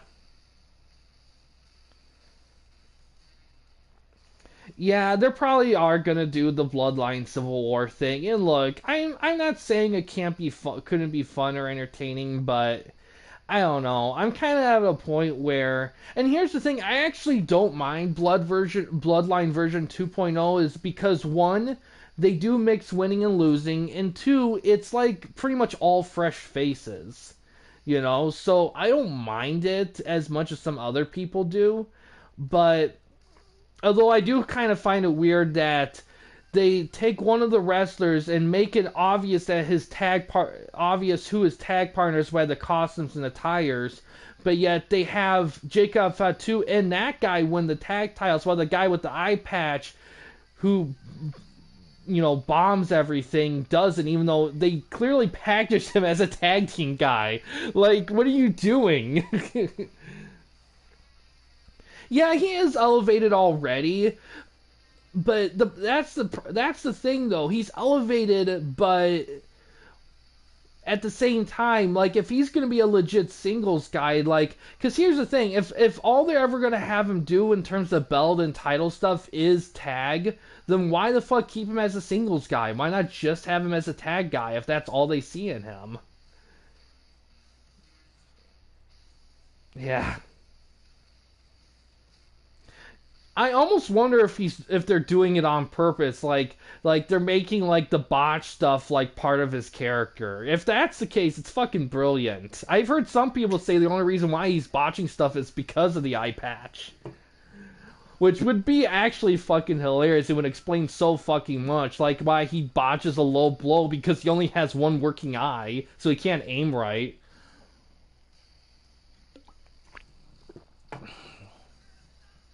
I don't know. It's just to me, if it's because look, I get. I get when they went into it, they're like, okay, these two will be a tag, Fatu will be enforcer, Sokoa's the leader. But why make those two a tag and keep it like that when you're just like, oh, we're gonna have one of those tag guys and Fatu win the tag titles, and the guy with the eye patch, fuck all to him, and it's just like. You make him look like such a fucking scrub when you make him dress as a tag guy when he's not tag champions with his tag partner. Like, what the fuck are you doing?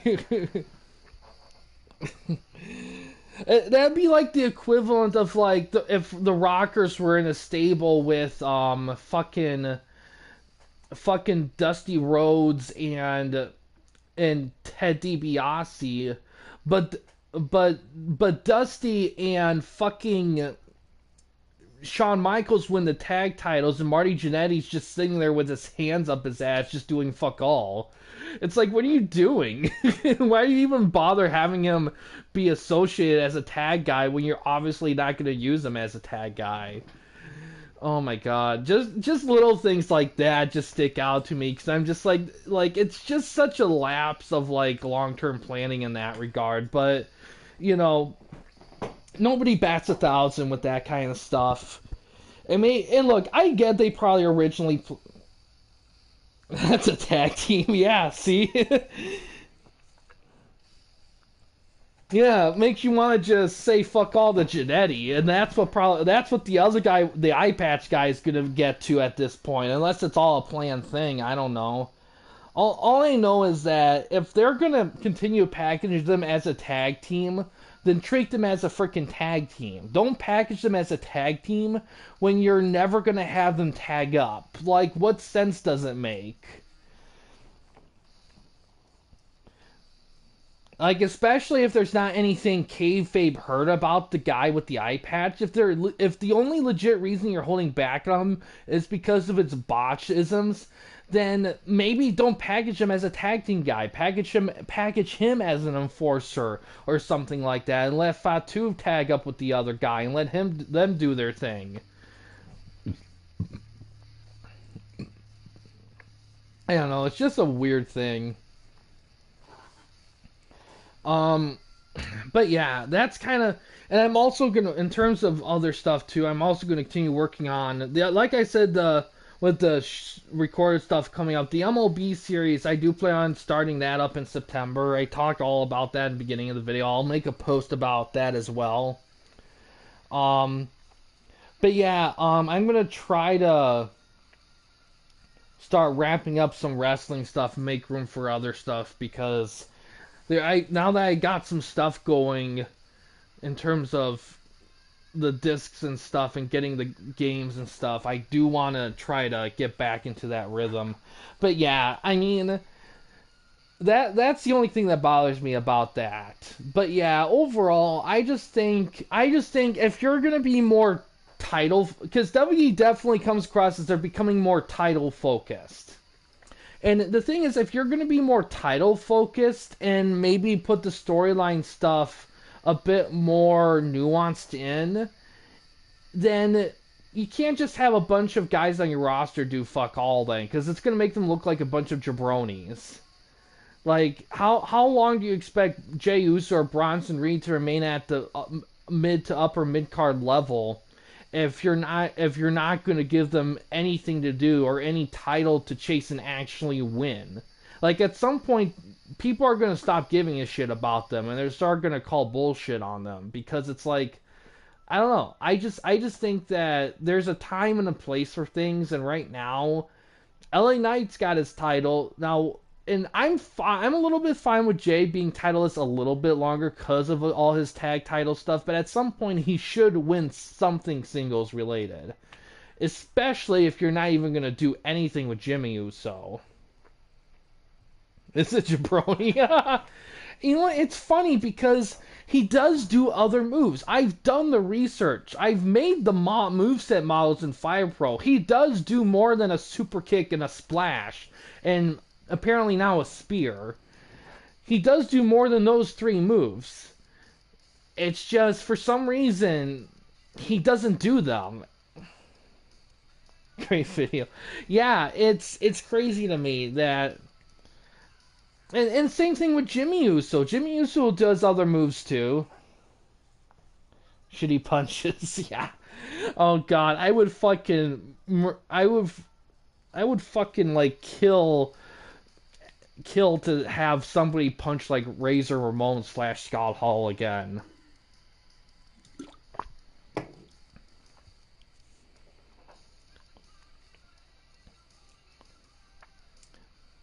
But yeah, I mean, but yeah, and the thing is, Jey Uso definitely has the charisma. And the stomp, yeah.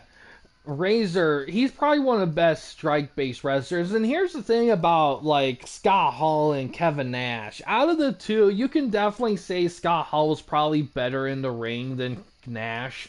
But oh my god, those two guys' charisma in ring and wrestling and character and all that is through the fucking roof. I mean, good lord. I mean, you can have them barely do anything on the show and it would be over like gangbusters. And to be honest, now that I think about it, they kind of carried the NWL in the early years a little bit because Hulk Hogan was just he was kind of just spazzing out when they turned him heel. They kind of curved him a little bit.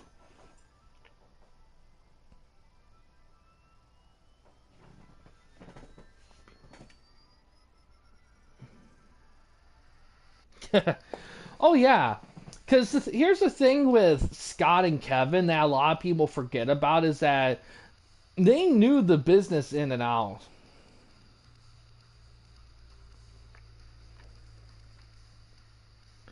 Yeah, exactly. Like those two, like Scott's it's in ring stuff especially. Scott is like really up there, and that's the thing too. If you want to look for good stuff about the new generation era of WWE, Razor Ramon slash Scott Hall is one of the big ones there. Yeah, I just think the biggest issue is the biggest and this is the thing too when people talk about giving the wrestlers big contracts and stuff. Here's the thing, like despite all the talk and stuff, it wasn't like Scott Hall and Kevin Nash, especially Scott Hall. Like it's not like they weren't willing to lose to guys. They certainly were, especially Scott Hall. But the problem was that they weren't thinking long term with shit. They weren't doing they there's that's just the way it was though. Like that's kind of why WCW failed. They just kind of got locked into a certain way of doing things and then they freaked out, pushed 10 million panic buttons and then shit a brick when that all those panic buttons turned to fucking Vince Russo. Yeah, yeah, he was like Chris Jericho was a big one there. Like he wasn't supposed to lose to Chris Jericho, and then he's like all right, Chris, pin me.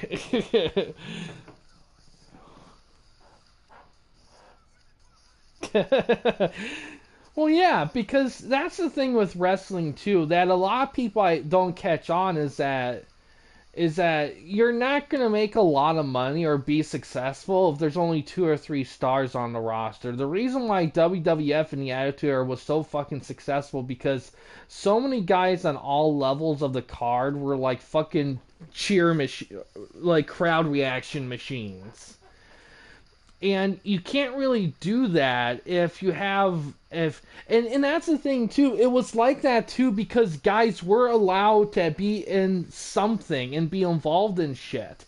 And yeah, a lot of that stuff was title around, but not always.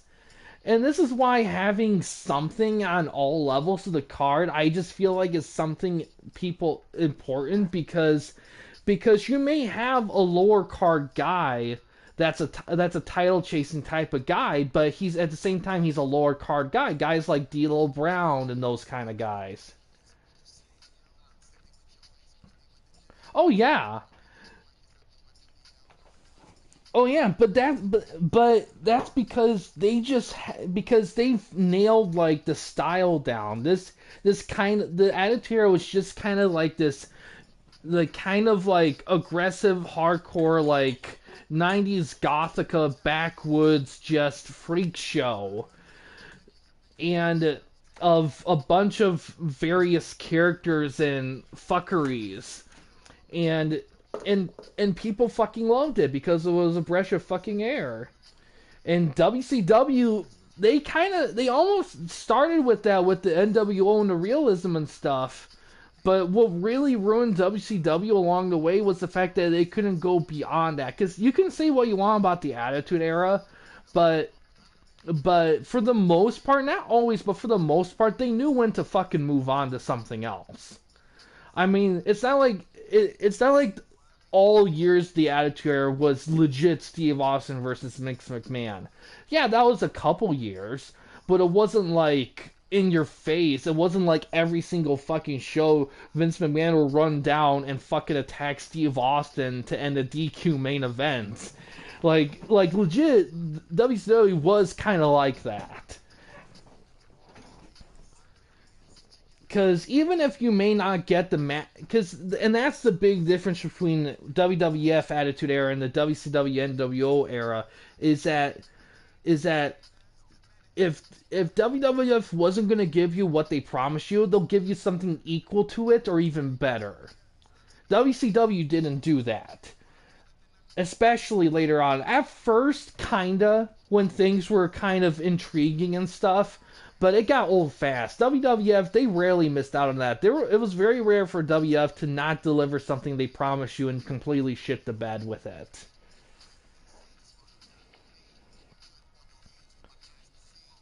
No, they couldn't because, well, and that's the funny thing too. Ironically enough, I don't even think it was like an ego thing. Maybe with Hulk Hogan, but I don't think Scott Hall or Kevin Nash were that obsessed with it. Hell, I don't even think Ric Flair was. I mean, Ric Flair was Ric Flair. I mean, he wasn't. Nothing was gonna hurt him. Yeah, exactly. Because it's like, stop and just give us a goddamn finish for once. Yeah, it's kind of like if every movie was like a versus movie, like Freddy versus Jason, but they never picked a winner, and the movie just cuts just when you're about to see who was gonna win. It's shit like that. Yeah, six guys. It's just like this is the eighth week they've done that. That kind of shit.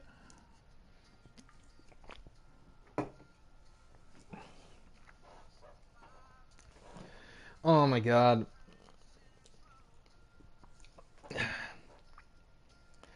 But yeah, it's crazy to me. Like, and the funny part is, it's not like AEW's doing that stuff.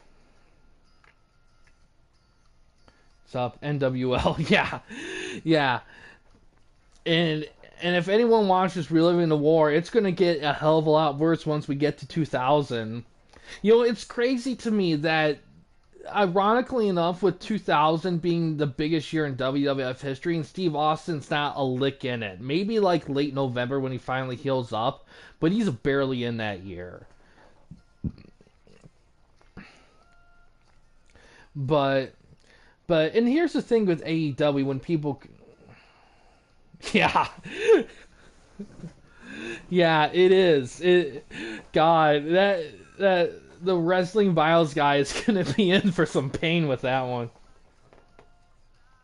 So 2000 was pretty much, that whole year was pretty much The Rock versus Triple H. That was kind of the year of those two. That's kind of when those two guys' rivalry went full head. Um,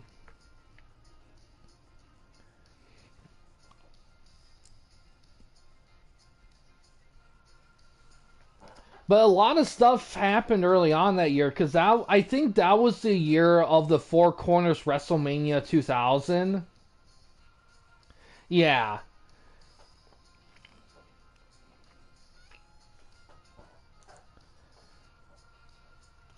Um, but that year's gonna be fucking fantastic. Like, Like, I'm wondering if the guy's gonna crack and just be like, you know what? I'm not even gonna cover WCW stuff for a few weeks. I'm just gonna look at Attitude Era stuff. But I don't know. You know, maybe there are. Well, maybe there will be some diamonds in the rough on the WCW side. Well, it'll be interesting to see, but I don't know if there will be. Um,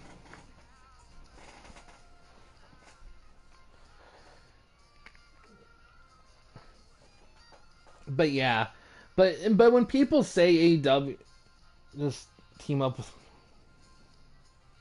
yeah. Yeah, you know, I always kind of want to watch some of the stuff. I haven't yet, but I know he does quite a bit of TNA stuff, and I kind of want to look into that stuff.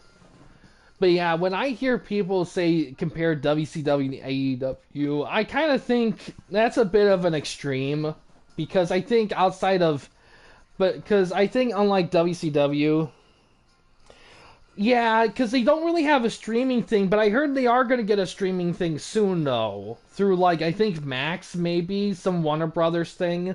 So, so at some point it'll probably be easier. I kind of do. I try to as I can.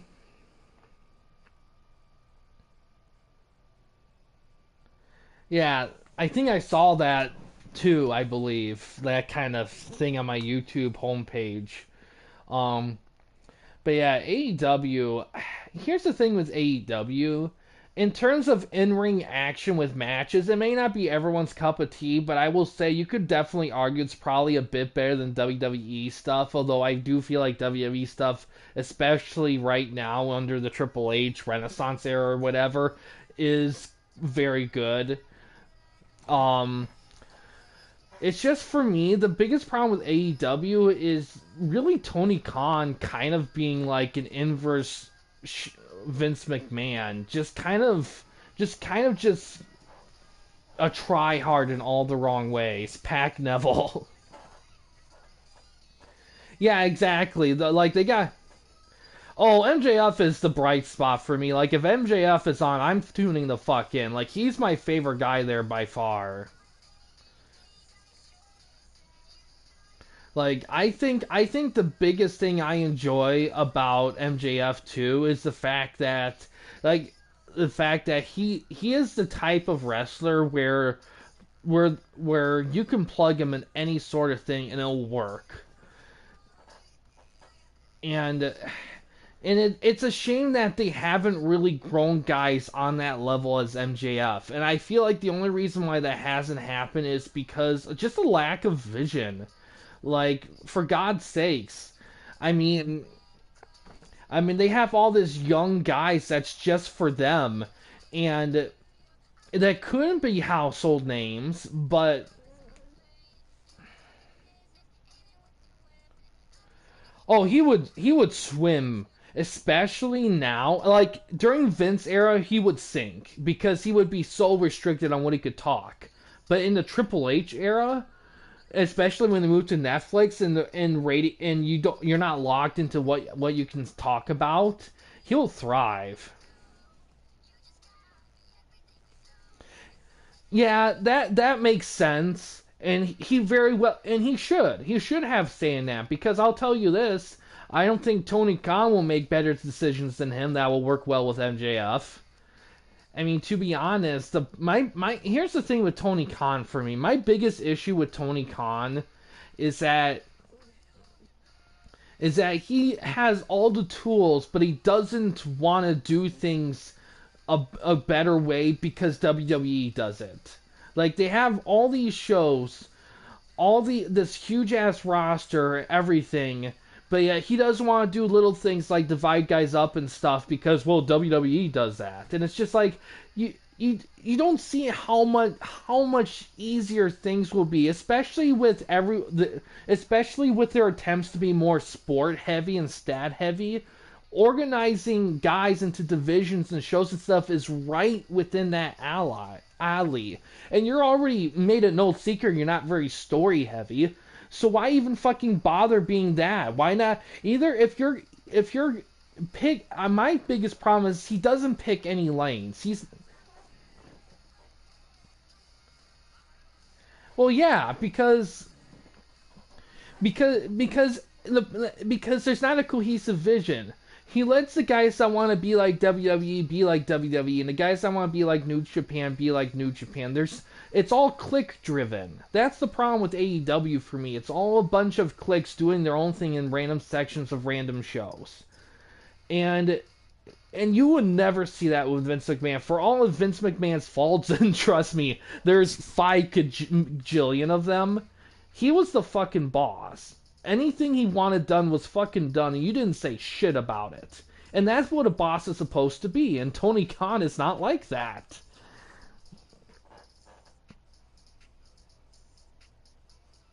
Yeah, no. No, and it's not really benefiting the veterans at this point either, especially guys like Chris Jericho.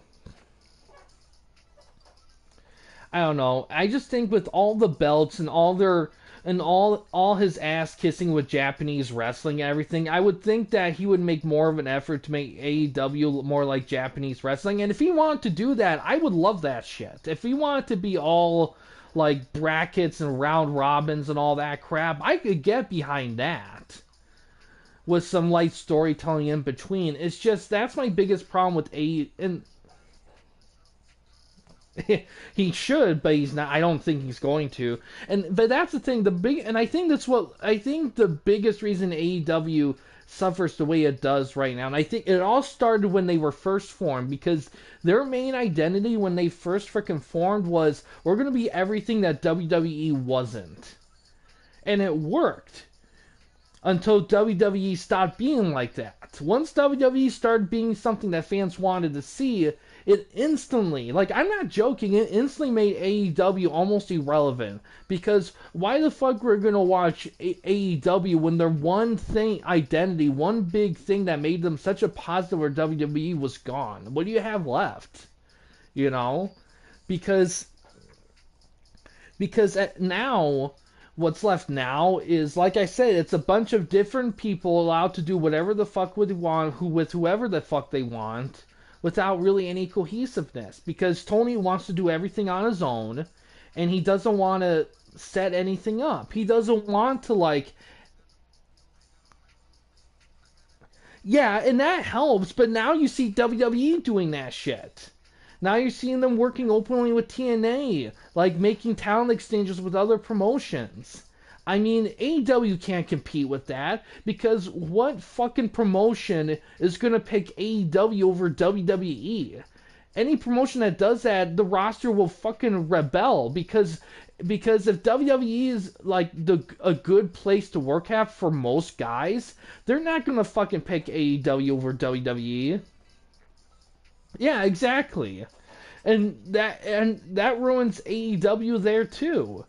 And here's the thing too, like and and when everyone talks about that AEW has too many titles, it's not that AEW has too many titles because they have maybe a tiny bit more than WWE, but not by much.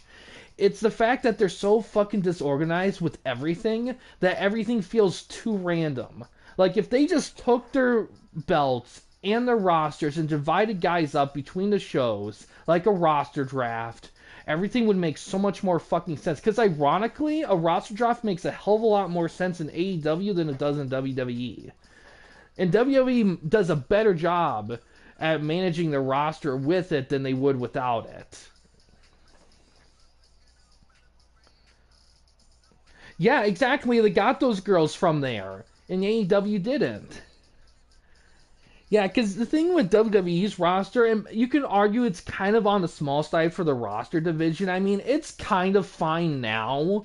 Could they do it without one? They certainly could, but I'm glad they have. And they're doing a better job with the roster division under Triple H than they did with Vince in recent years. So they're doing a good job there. But AEW, I think, would thrive more organizing stuff because stuff would make sense. People would be able to follow it, and and guys would be. It'll be easier to book guys and storylines and stuff because there'd be a framework to work under. But if you're just gonna do everything based on what you're feeling like, it doesn't make for exactly for good investable TV.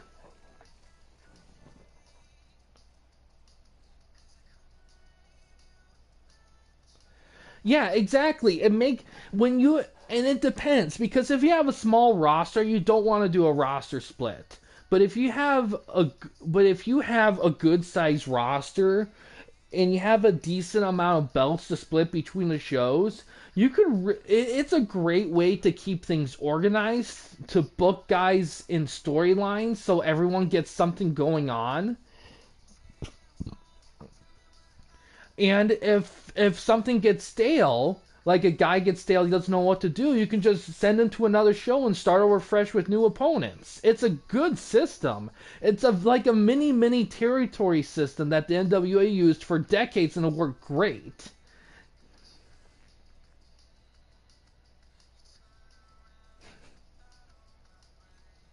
Bloodline one day.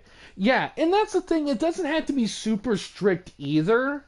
It just helps to kind of have an idea of where everyone's at and what everyone's doing. It makes it easier to invest in and easier to watch. It's a lot harder to watch a show that just has people do whatever they feel like whenever they feel like. And I'm not saying that's all AEW, because I want to make this clear too. I don't watch the stuff, so a lot of this is based on what I've seen and what I hear other people talk about and criticize.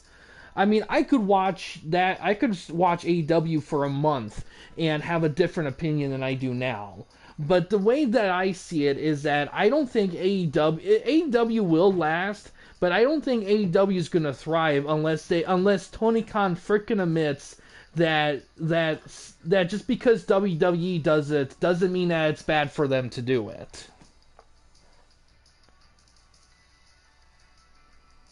Yeah, exactly, and that's the thing. Like, there should be some exceptions for some guys, but yeah, it makes it easier, and that's why WWE. That's why so many guys are getting over in WWE right now, because everything's organized better.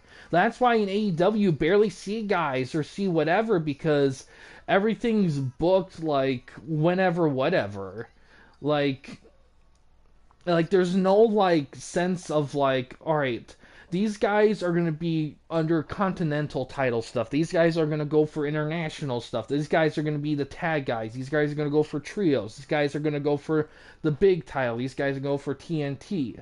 These women are going to go for TBS, these women are going to go for the AEW women's title. There's not a sense of that, not really. I mean, there might be a little bit, but it's so drowned out by everything being all over the place. And that's my biggest thing with AEW right now. It just makes it tough to want to get excited about AEW stuff when you see what's going on in WWE and all the rich, good storylines and matches, and you see AEW, and yeah, they probably put on better matches than WWE does. And I'm not saying they don't have a few decent storylines going on in there, but why the hell would you switch over to AEW? Like, what are they doing that WWE isn't doing equitable and better and they're just more presentable? That's the biggest thing too. Like, AEW isn't nearly as presentable as WWE is. And that here's another ring. Like, yeah, exactly. And here's another good comparison too. WWE is like a good, nice, clean suit that everything is in its place and everything looks good and nice and it makes sense. AEW could be a better suit than WWE because it has cool designs and stuff, but the shirts untucked, the ties all over the place. One shirt's kind of dragged up. And the only reason why he has a suit like that because it's different than WWE's. That's the best comparison I can think of. It's it's this it's the spiting your own face kind of thing. Like, you're so anti WWE that you're willing to go beyond like anything. And plus the refusal to grow, because Tony Khan also thinks it's still 2019 to 2021, and it's not clicking to him that. And here's the thing too, he's the only his promotion and all that, he's the only one that still wants to criticize WWE stuff. Like, it doesn't benefit them all. It's kind of like that. it's kind of like in high school where you have that one kid that was kind of a jackass and not very good person bullying the nerd that was nice and kind of cool. But over time, when the bully started to become a decent person, a cool guy, the nerd just wouldn't let go of the past and started to become the very thing that he was trying to destroy. That's the best. Another way to think about AEW right now. They're slowly becoming what they swore to destroy. Like they're just so anti WWE. They're becoming anti cool because I don't know. I talked a lot about that. I went way beyond the ending of the show with Blast. Oof. But yeah, it's just one of those things where I would love to watch AEW stuff. I just wish that they yeah, yeah, I must have saw red for a minute because I don't know. It's just I've been listening, hearing a lot of current wrestling, and it's becoming one of those things where you start to notice more negatives than positives because when you see great stuff happen in WWE, it makes stuff like AEW look that much worse. Yeah, I don't watch the shows.